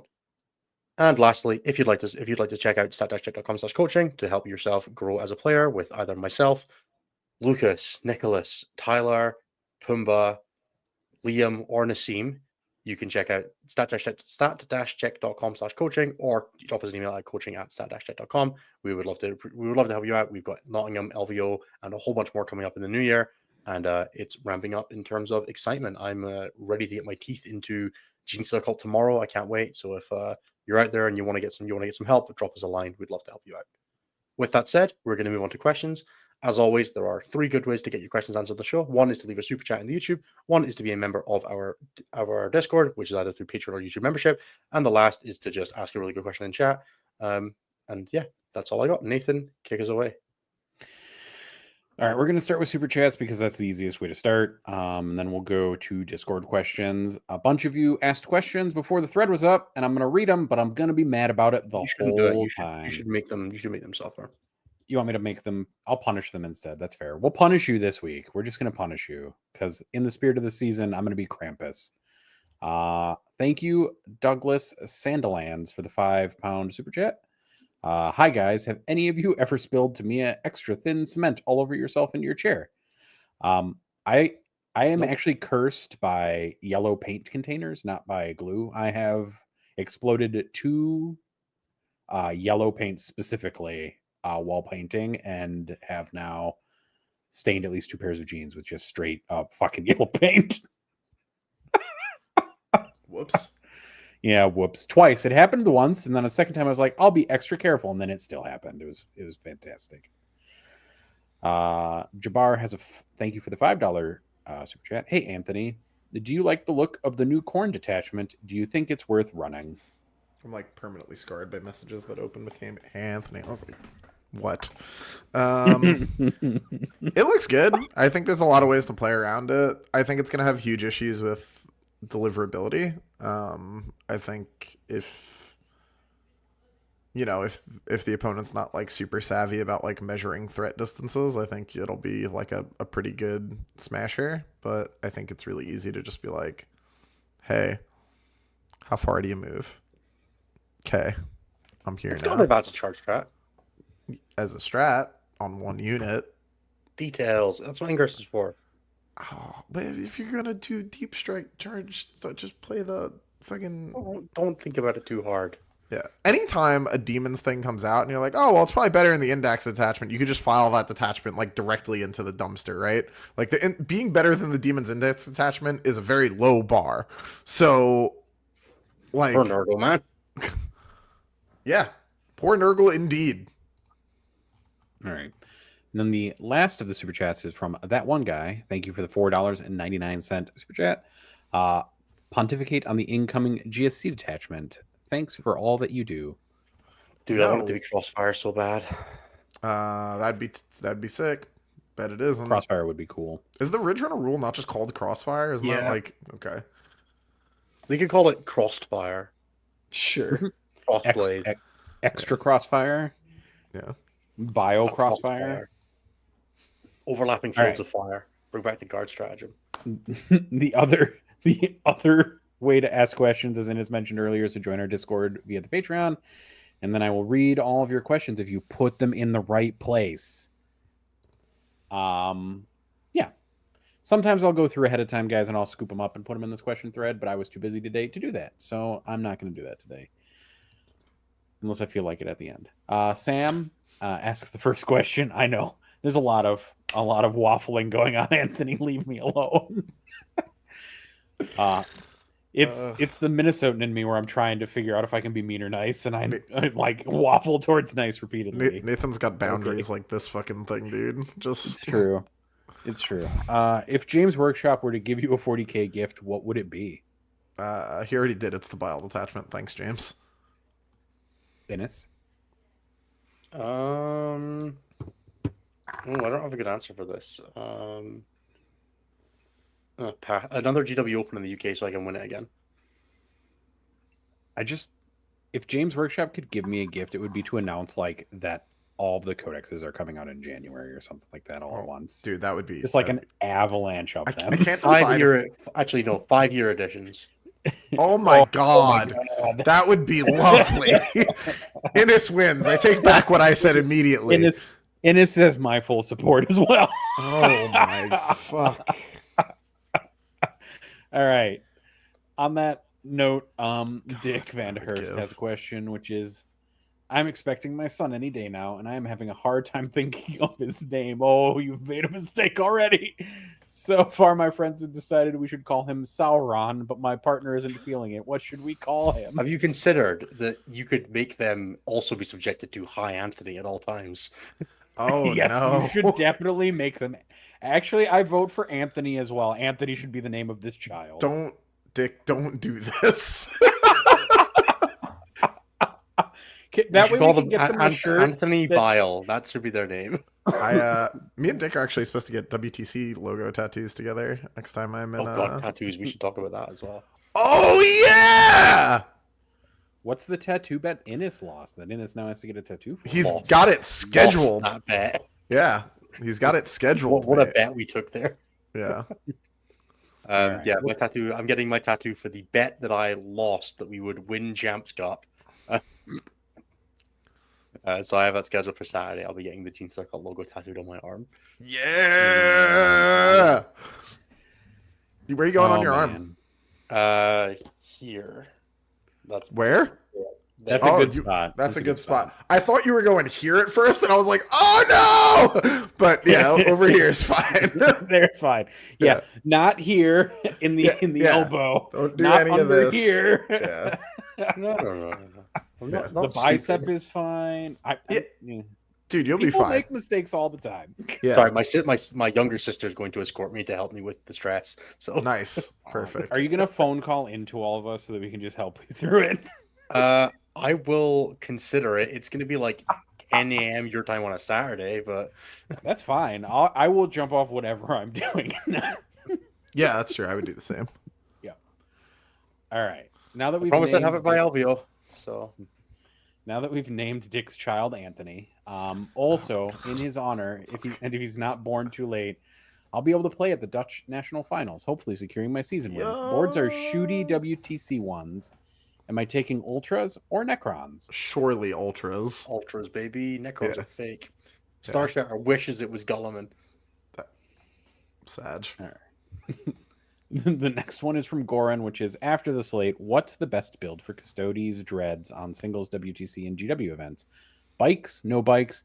Do you want a Warden with Super Saiyan Blade Champ with damage 4 dev wounds? Dude, Question mark. The bikes and Custodes are irredeemably bad. I'm going to echo the same exact feelings that I've seen them used now. They're just not good. They still only have one shot, guys. And the They're Hurricane just- is not what you need help with. They're just a bad unit. It's okay that they're bad, and that's fine. So many Play. things are good. 3 Telemons, 3 Caladius, and then three of the Contemptor Dreadnoughts to stand back up, and 3 Chaff units, and you'll be fine. This episode brought to you by the number 3. Look, it's Really need to get in on that But Sesame Street. Custodians don't have a lot of data sheets. Just play the good ones 3 times each. Yeah, except for Wardens. If you want to play Wardens, by the way, Talons is just better. So Yeah, agreed. The first squad is fine, but it's not better than a Telemon, so don't bother. And I mean, it has its advantages. That depends on your layout, but like shoot me with Gladiuses and don't but stop thinking about it. definitely don't take more than one Warden squad, and Consider definitely the Ares. maybe don't. No, don't. Don't do That's that. bad. All right. On that sad note, Grant asks, "What's your favorite type of Christmas/holiday treat?" The silence of winter. I love pepperness. They're fantastic. Oh, you meant like a baked good. The I don't really have one. Dude, I'm so sorry to inform you this way. Oh God, yeah, this is a terrible way to find out. It's the fucking worst. They do. They have the weird, funny Contemptor Dreadnoughts stand back up on a die roll. I hate those things. I hate those things so fucking much. Just like so much. They do it instead of exploding, by the way. Oh God. It's the worst. To the point where I'm like, I'm going to give away a bit of tech that I've been looking at the moment. I'm putting in curses in all my marine builds right now because I can stand the haywire mine next to them and blow them up when they stand the fuck back Yeah, up. it gets back up. And you're like, fuck you. Go away. Yeah. All right. God, I hate that dish so much. I played against it once and I'm already sick of it. It's funny, Anthony, because I preferred your answer to Grant's question, and I was going to say, man, the crunch of fresh snow is like my favorite part of winter, and that's the best part. We made a little snowman yesterday. Oh, that's awesome. We don't have any snow anymore. We'll have snow again eventually, but global warming has other things to say. Oh. The other Dave McLeod asks, "What's everyone's perfect Christmas dinner combinations?" I don't have one. Look, dude, I want a pile of pigs and blankets the size of my fucking head, and that's really all I care about. Just gonna smash pigs in a blanket until he pigs and passes pigs, out. It's sausage wrapped in bacon. How could you not just? Have Oh that be the fuck! I ultimate- forgot it's a different thing there. I was like, damn, dude, this man's really about his hot dogs wrapped in tiny pastry. That's crazy. No, dude, it's cocktail sausages wrapped in tiny bacon. It's the best. Got it. Oh, we lost Nathan.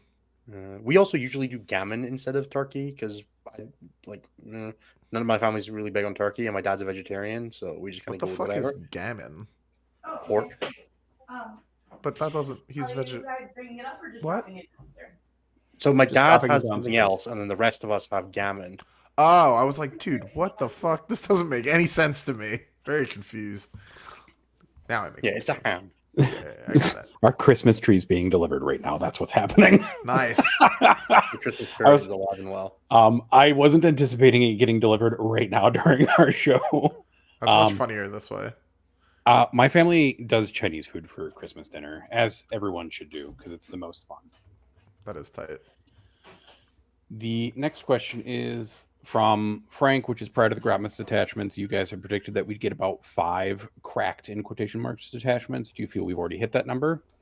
What do you guys think we'll see out of the remaining Yes. faction Grotmus detachments? I do have like Dude. 7 that I think are like genuinely compelling tournament. Yeah. I feel like cracked is a really hard way to describe things. So in like I 40K thought right now. Star Shattered was cracked, and then I saw the rest of them in the balance data slate, and now it's not Ironstorm, so I'm not that worried. I mean, Star Shatter is really good. really It's good. just It's just really really good. good in like a very combined arms way. Like nothing's cracked in 40K anymore. What's cracked is drawing like containment and secure no man's land on turn 1 now. Oh man, I got to play Like fixed again with Ironstorm this weekend. It was the most fun I've had in ages. yeah, they ruined the game when they put the cards back in, but whatever. So like the like it doesn't I don't know, maybe this is my like overly cynical nihilistic view of the game, but like when I play now, no one ever does anything where I'm like, "Damn, bro, that was broken the way your unit killed my unit. That shit was fucked up." I'm just like, "Yeah, you definitely did just score 11 secondary points 3 turns in a row." Yu-Gi-Oh. But I watch you play Anger on Anthony. I still feel that way. Yeah, like yeah, there's a bunch of shit in the game that's unfair when you're lucky, and like I still play the game and use all those things because I am lucky. But I'm sure my opponent's not thrilled when that shit happens. So what would I say has been come out this? What would we say has been really good to come out for me? Slanesh, Custodes, Custodes, yeah. Grey Knights. Is Bridgehead the guard one? Guard? Yeah. Yeah, that shit's fucked. Necrons, Bile. There was one more that was coming to mind that I've forgotten about already. I'm gonna need to go and look at my graphic. There was one more. Someone else is gonna come on, guys! You can't make me leave everyone hanging like this. This is awful. Help me. Oh, this is what you get. I'm just letting you. I'm letting it breathe. Oh, Orcs. I think Orcs is really good. Orcs one. I played against the Orcs one today, man. I gotta tell you, it's not Warhorde. Yeah, that's fair. I suppose a bunch of people were like, I think it might be better than Warhorde. I generally believe Orc players, so because I refuse to do the work myself. I just like for every single one, I wrote the list, like did some research. For that one, I was just like, Brian, give me a list because I refuse to learn Orcs. Yeah, they're cool. It's a lot of steps, though. A lot of steps to not be as good as Warhorde. No, that's fair. You can find a new and interesting way to clock out as an Orc player, though, which is assigning order tokens to your 700 units of 700 people. That is Good luck with that shit. Time I think people. Halo Screed and Death Guard are both genuinely compelling as well. Like I think they're very interesting detachments. Halo is a lot cooler than Death Guard. I still have just like no respect for Death Guard. I need someone to just like beat me senseless with them a few times so I could just like learn some. Anthony, you know that's not going to happen. You don't get beat that senseless in tournament games. It's not a thing that happens. Yeah, but like I just need someone to put like a little DG respect in me that isn't, I don't think that's going to happen because no DG player has any self-respect. So how could you respect them? Well, I mean, like the Grant I played was really good at Champs Cup, but that's fair. Still, like I don't know. It's not. We're having a hard time wanting to. I want to believe. Look, the real truth, and I'm going to say this live. The real truth is that I want to believe in Death Guard so that I can put Derek on them for Pyra, so that I can play Bile. But I don't. I don't believe in Death Guard more than I believe in me on Eaters, and that's the world we live in. That's fair. All right, what's next? Nathan, you're muted. Sorry. That was incredible. Damn. I thought I was just having a stroke. I was like, oh, this is the end. All right, cool. Damn. Oh, one too many punches to the head. I guess this is it. Yeah, this is how it goes. All right, cool. The other Dave McLeod asks, on a scale of irrelevant to LVO players are fucked, how impactful will these Grotmus detachments actually be as we approach the end of the ITC season? Very really good. Yeah, there's a whole bunch. You're playing a new game, basically. The game Unlucky. Doubled in scope. Yeah. Godspeed. And does Innis think he can hold on to that number 1 spot in the ITC? I fucking hope so. Can I answer for him? Yes. I'm confident he will if he doesn't over snowflake for LVO. Fuck, we're so fucked. All right. Henry the Wizard has the next question, which is marshmallows in your hot chocolate, yes or no? Yeah. Fuck yeah. 50-50. I think I don't usually, but it depends. Are we talking like instant hot chocolate? Then yes. If we're talking like that melted down like chocolate bar stuff you get in like Spain, no. I mean, I've never been to Spain, so I can't really answer you on that second half of that equation. Yeah. And then the second is also food related. There's a lot of food related questions this week. Additionally, should chili have beans? Fuck yeah. Yeah, do it. Why not? I don't care. I can't tell you what chili is. Yeah. From Minnesota, we've never seen a chili before.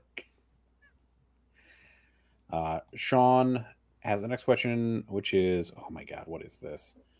One of the things I haven't seen enough people talk about is that GW confirmed that all balance passes going forward are greenlit to change points, core rules, detachments, data sheets, etc.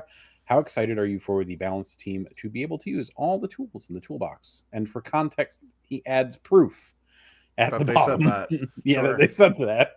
I think that's lovely. I think that's what they should have been doing from the jump. I'm sure, the like read between the lines of this, right, is that we've got like a new balance person whose job it is to balance the game, who and they now trust him. and now shortly after that is like hey, we're gonna use all of the things to do my job. Yay! So yeah, that's good. Obviously, it's a good thing that the smart man gets to use all the tools to fix the things. Yeah, it's an obvious good decision. Yeah. It's It's an obvious good decision, which is why I'm just befuddled that Games Workshop made it. But good job, guys. We should just be happy they made it. And that's all. Yeah. That's Look, just what we need to be. Yeah. Truman BB asks, so the new +1 to wound on Oath would seem to make Firestorm. Wow, I just had a stroke trying to read. I just apparently read this real bad in my brain. Terribly written. Don't worry about it. It's so the new +1 to wound on Oath would seem like Firestorm is further relegated into obscurity as a son of Vulcan. Any reason to not just slam Gladius until 11th at this point? I guess the question is, why take Firestorm? And if take Firestorm, why not Gladius? Firestorm is genuinely not terrible. As always, I come back to this. Gladius keeps having a lot of power stripped out of it. Like, the change to Fire Discipline is genuinely not amazing for it. There are more and more compelling reasons to play other things. It's not there yet, but I think Firestorm is still fine. I was having a look around at some builds with like Vulcan and Squads of Infernus Marines that are like 6-1-1. They're so close. Like, it's close. It's not quite there, but it's not like you're not actively trolling playing it. Like, you could definitely like a little bit trolling, but sure, but you could definitely like have a good time playing it and win most of the and win That's almost all the games. You could win all the games you deserve to win within reason. Like, Alex Engels also was playing Salamander's Ironstorm or Salamander's Firestorm a year ago and winning events in Australia with it, which is not real Warhammer, but close enough. I mean, so it is when it's only gotten better, and Gladius has only gotten worse. So if you're as good as Alex Engels, you can make anything work. Let's go with that. So there's actually the thing you got to solve is get better at Warhammer, and you can win games with Firestorm. Nailed it. Ben Jurek has the next question, which is, Innis, what gun would you be most excited to try during LVO week? I'm not altogether all that interested in the idea of firing a gun, if I'm being honest, Ben. It's not really my speed. Like, I grew up around them. My dad's military, and it wasn't particularly a thing that I was interested in or engaged with. Boo. It's good to put that out ahead of time, though, before they take you to before Ben books anything. Yeah. Before they take you to like the minigun ranch or something. I mean, you're gonna have to pull NOS off them, so yeah. All right. I'm gonna bypass the questions in Discord for a second. Thanks, Red Rum, for the €10 super chat. Thanks for the great work you did for us this year. Thanks, Nathan, for the stats. Innes for the plugs in the middle of the show, the reason that I watch. And Anthony for making aggressive play styles be so cool. Heart emoji. Just put it, bro. Liam VSL's on stat check now. This is all about aggression. That's right. It's true. All right. The next question is from Isaac, which is on a scale of 1 to 10. How painful is it going to play 120 Neos at LVO? It's fine.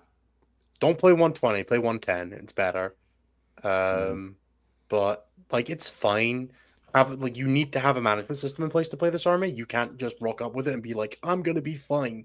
You've got to have good squad markings. You've got to have a way to put units that are dead but not dead, and dead but only kind of dead in separate piles so that you and your opponent can keep track. And that's a little annoying. Yeah, you've got dead but in No, a I banner, know.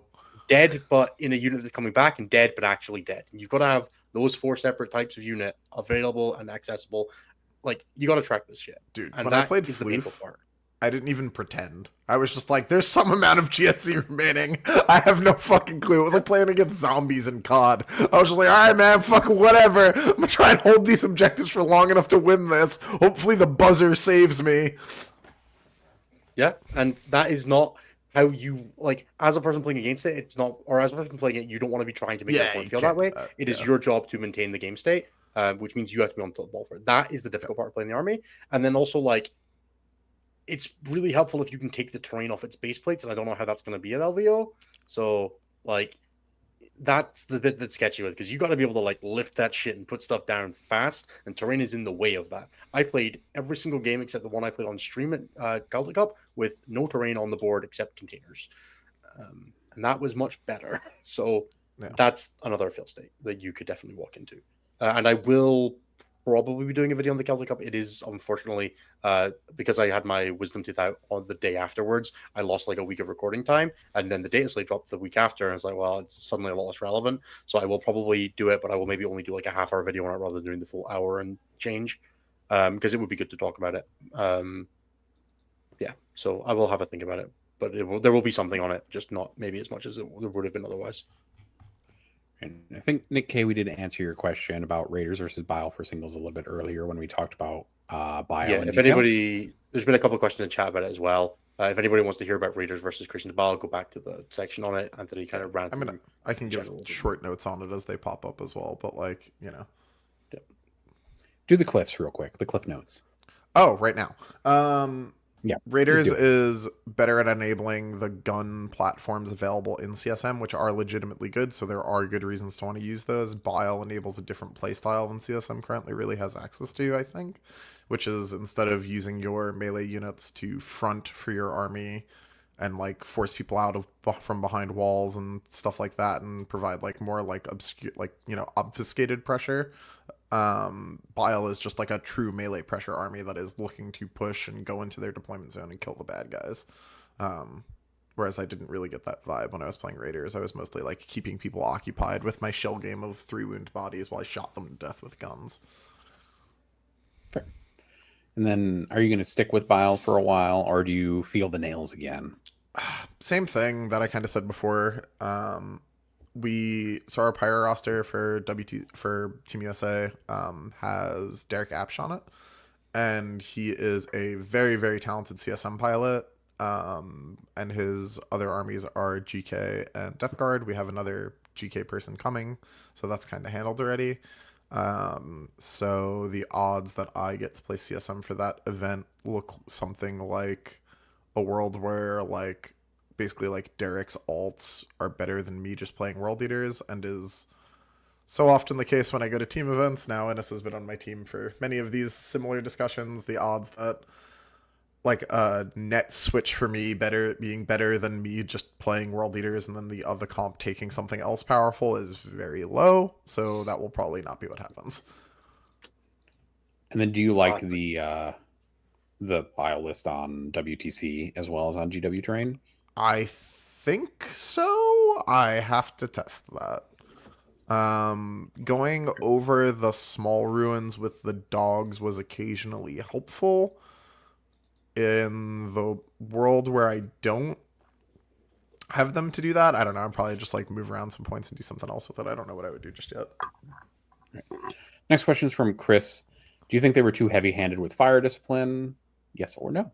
No, I think it was. It should have gotten a small points cut, but I think it's fine. Oh, did it not go down in points? No, Fuck. it's still 40. Yeah. Jesus. Yeah, it definitely should have went down to like 25 or something. Yeah, but like, yeah, it was like eating all of the marine design space available.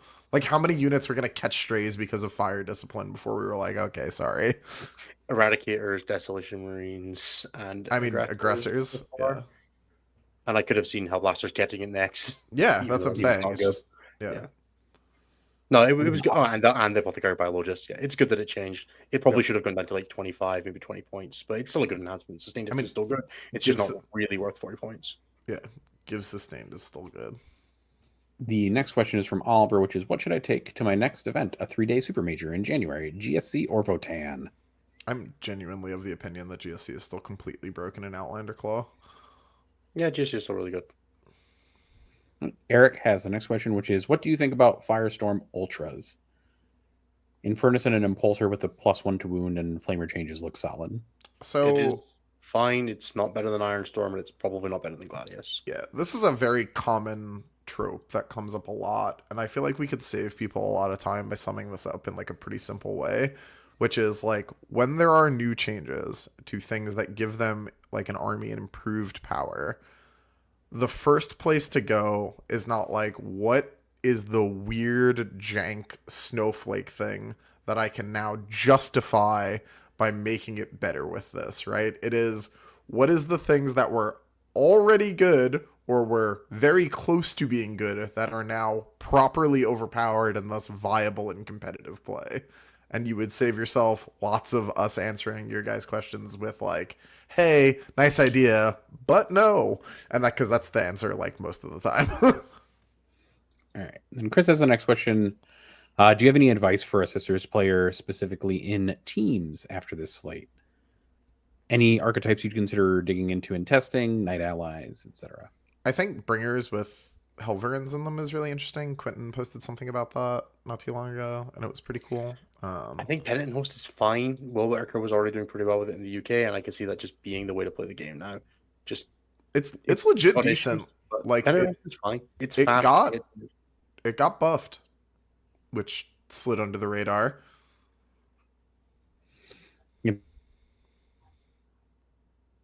To choose when you do and do not take vows is a bit of a nice thing. Very good quality of life thing for you. My internet just rubber banded a little. Yep, you're good now. Willow says, "Hey Anthony, comma. Well, how about that new Elden Ring?" Oh, okay, it's fine. It looks cool. Them doing something, FromSoft doing something that isn't like a crazy huge project. That's just like a bit of a fun thing. Is cool. I don't know. I think a lot of people are gonna like lose their minds and be like, "It's not a FromSoft Souls like." Meh. Those people need to fuck off. Right. Eric has another question, which is also exclamation point. Innis, what tanks in Ironstorm? Is it still pretty flexible? I'd still stand by the statement that you can basically pick your 6 favorites in a Reaper and you're going to be fine. Like it's not that crazy. I think right now, so my split for this weekend was 3 Ballistas, 1 Predator Annihilator, 1 Reaper, 2 Vindicators, and then Gulliman, Calgar plus Heroes, 2 Scouts, and then 1 Intercessor unit. There we go. Words are hard. The only change that I'm really looking after the weekend is I'm basically, if I'm going to stick with that list as it is, I'm looking at going down 1 Scout squad and then using the 20 spare points I have to put 1 Incursor squad in, because I never felt like I needed the 2nd Scout squad particularly, and Incursors are quite good. And then there's an alternative version that goes down Gulliman and then adds Ventress plus Heroes plus a 2nd Reaper or a 3rd Vindicator. I think that there's still merit for the regular Predator Destructor. It's still very good against infantry, and it uses the Oath Buff quite well. I think Repulsor Executioners are quite good in Ironstorm. The Plasma profile particularly does really benefit, and it's quite good for transporting some amount of things in some situations, but I think it's a little expensive and a little fragile, especially with the armor type changes. I like the base top save on the Vindicator. The Valiant is only really good when you can get the 3rd Melta on it in Black Templars, because it's very short range, and again has the same issues of, if you're trying to be that short range, you're probably better off just playing the Vindicator. I don't love the Lancer now. The Annihilator just kind of does the same job, but it's 30 points cheaper. And then you're kind of like, I don't hate the Thunderstrike, but the +1 to wound. I don't hate the Hammer Strike. Like there's lots of things that are kind of okay in that space, but you're just kind of, you're shuffling deck chairs, you're changing matchups, you're not making the list better. You're making it better in one matchup or another, but you're not really like ultimately improving the material component of the list. The way that I built it right now is that I have 5 things with a 2-up save that stand in front with Gulliman, and then Calgar providing pressure, and then I have 1 backfield unit with the Predator Annihilator, and then I have the Reaper to be problem solver, usually ingressing 1 Ballistus Dreadnought, and that was fine. and I didn't really feel any need to change any of those. Sometimes you would like the second Reaper if you're going to be like, hey, there's a bunch of Horde in my meta game, I'm going to play against the 120 Horde boys a bunch. Yeah, maybe put a second or third Reaper in. You're going to prefer them over some other things. But ultimately, again, you're changing matchups. You're not really making the list better or worse. But the defensive profile of auto-up saves feels nice, and Redemptor Dreadnoughts are too expensive. So, as much as I love them, I would love to like Stormraven. The Stormraven is fun, but it's probably not good enough. The second question from Eric is, what are your guys' Slaanesh lists? What are you taking in them? Anthony? I mean, like I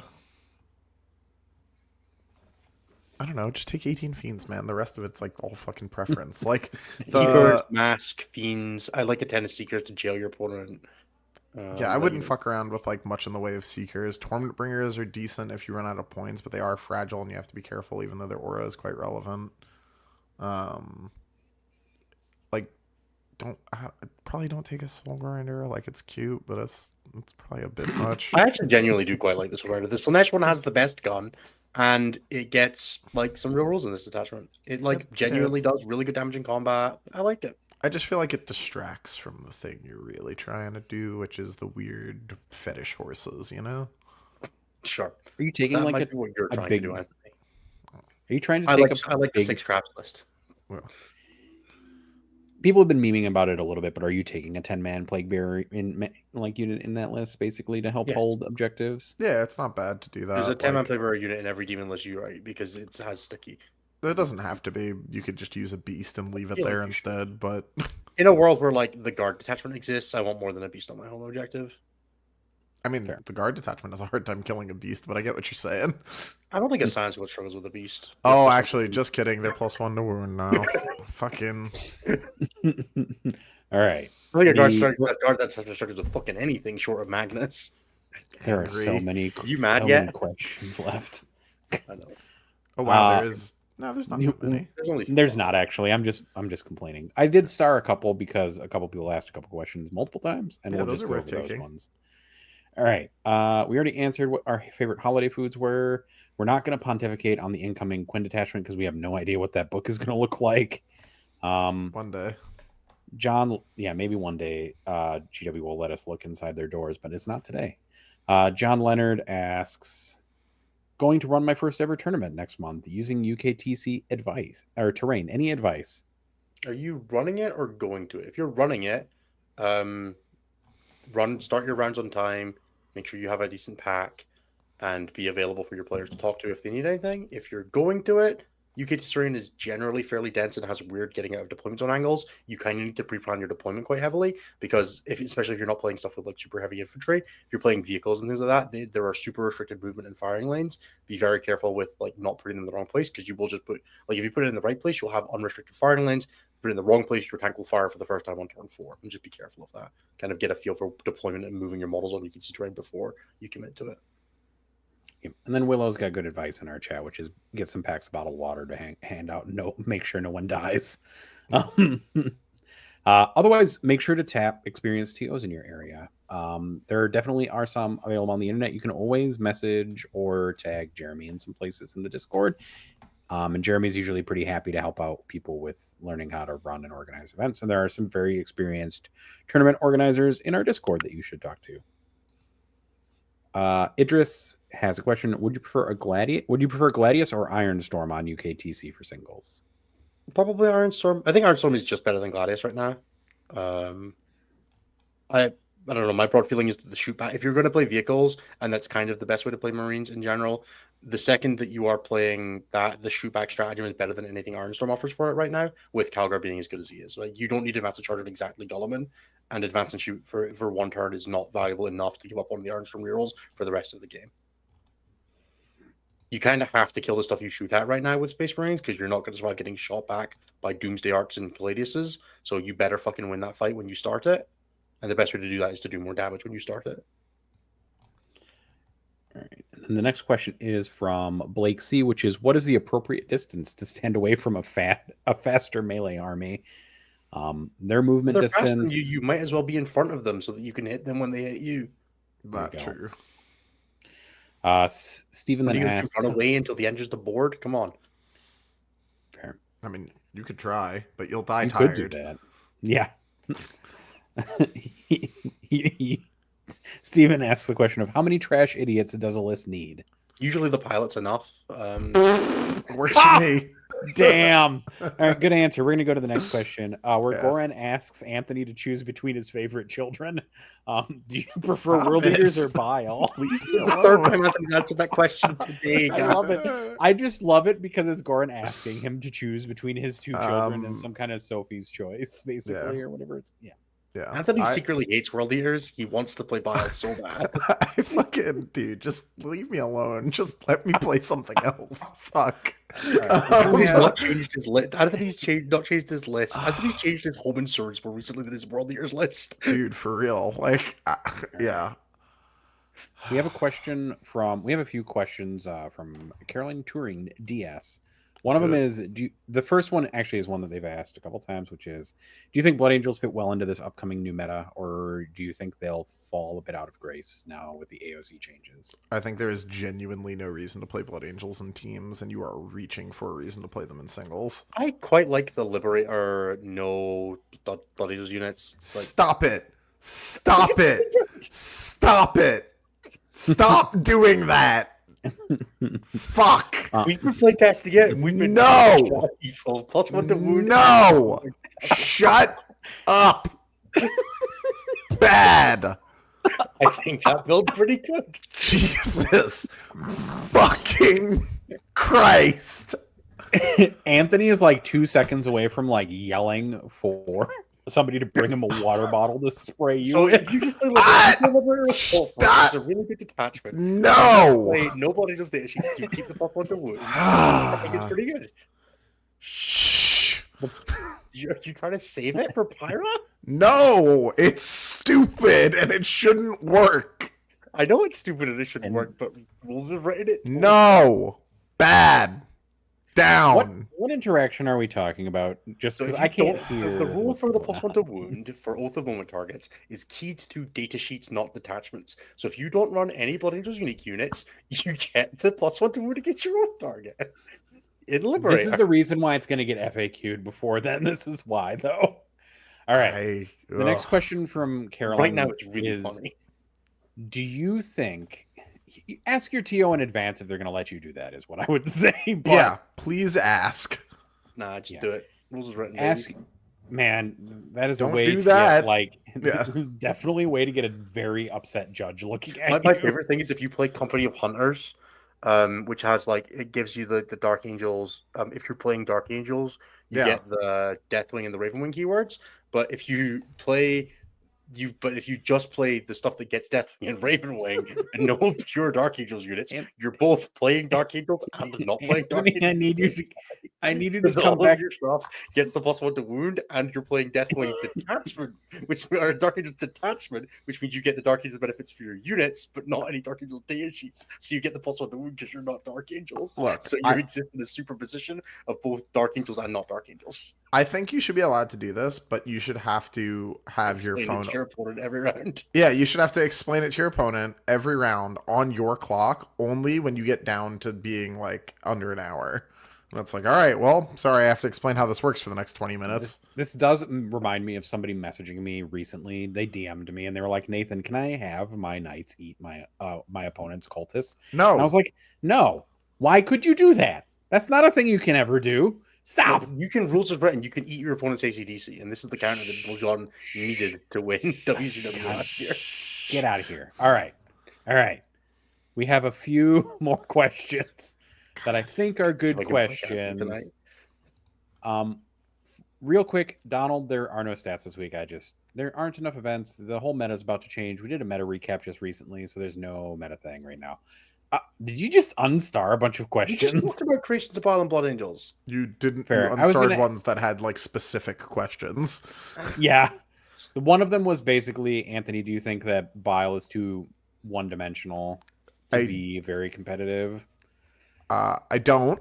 I don't think that one-dimensional things are inherently non-competitive. I think that as a broad stroke, most Warhammer players don't have enough reps in general to call their game into a specific thing, anything solidly, and specifically something that is like high level piloted melee pressure is something that a given good player that plays a lot of Warhammer probably has 5 reps into. One-dimensional lists win super majors all the time, guys. Yeah. If It's you're really better. good at that one dimension, and that one dimension is good in the meta game, you can beat the shit out of people with one dimension. Yeah, being fast and making your opponent not score any primary is a really good way to win the game. Much like you win a lot of wars. Ironstorm. Yeah. Like, go fast, kill the things on the primary, score the points. Your opponent doesn't score the points, cool, you win the game even if they table you. And they're not going to table you. Yeah. All right. And the other question is, would you prefer Blood Angels or Bile as a bully army? Oh, Bile, it's not even close. Blood Angels is legitimately, Blood unfortunately. Angels also has the insane opportunity cost of you can't play Ultramarines.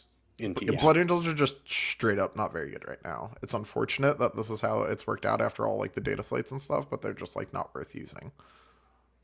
All right. And then Anthony, which of the CSM detachments do you think is best for learning the melee bully archetype? I have my eyes on Raiders, but was wondering if you had any insight into why that might be a good or bad idea. For very specifically learning like melee rushdown play, Bile is better. For learning to be better at general Warhammer skills, which is like, melee up front, guns in back, support the one with the other, Raiders is better. Also, I opened our chat in our backstage for the first time, and it is funny to watch a bunch of people just tearing into Innis a little bit in the comments in the backstage about his headphones. Just because my headphones were airplane headphones, it was not a problem for the 4 months I've been using them. None of you noticed. It's fine. It's insane that we've let this go on this long. You're gonna get a nice. Actually, I'm not even gonna say what I'm gonna say out loud. I brought them back from. I brought those back. Did I bring them back from Champs Cup? Yeah, they were the headphones I brought back from Champs Cup. I grabbed like 3 pairs of them because there were empty seats next to me, so I just like ran through them for. All right. That's what I wanted to do to buy me time to pull up the Cult of the High Five callouts. And do you want to wrap us out? And then I'll do that. I don't think I do at this point. Oh, fine. I'll just do the callouts then. All right. If you pay us at our crisp high 5 tier, I'm loving the furious typing from Anthony though. So well, mad. I'm so still mad about the Liberator thing. Nice just fucking smashing into my keyboard. Oh man, that's like you didn't have any space for any Blood Angels data sheets. You're doing more Shut the fuck up! All right. If you pay for the Crisp High 5 tier of our Patreon, you get a number of in-person benefits, including Crisp High 5s. I have challenge tokens and stuff like that. If I'm at an event that you're at that you can ask me for, and I will give you those. You can get a number of other in-person benefits, but the tangible benefit I can offer you right now is that you get thanked live on our show at the end of every episode.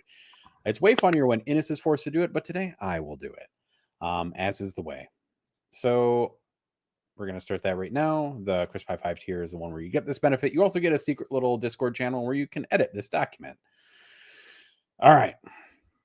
Without further ado, thank you to Christopher. Here is your fun fact for the week. Christmas decorating sends approximately 15,000 people to the ER each year.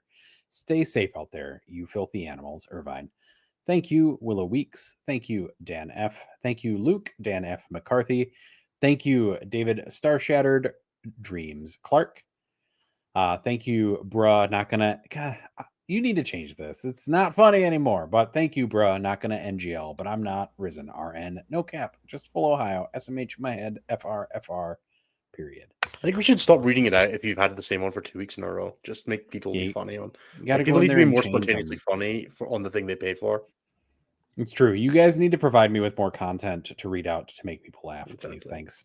Like we already lose viewers during this section, and you're going to not be funny. Thank you, James H. Thank you, Colton, Dan F. Miller. Thank you, Fungus. Thank you, John. V8 Gang. Well, I was kind of right with my prediction, but it was all 6-inch deep strikes. I'm not going to read it quite the way you wrote it. I'm sorry. Thank you, Cam, Fdan, Morton, Hog Emoji. I just still love that one, though, because it's got emojis in it. Thank you, Archon Rahal. Hoping everyone has a lovely Christmas. Thank you, Archon Rahal. Thank you, Josiah Gattle. Thank you, Tank Commander Frankie. Thank you, Isaac. My LVO is $1,500 before tax. send help and cure you in it. Curse you, Innis, for making me play GSC. I didn't make you do shit, Isaac. Tirada.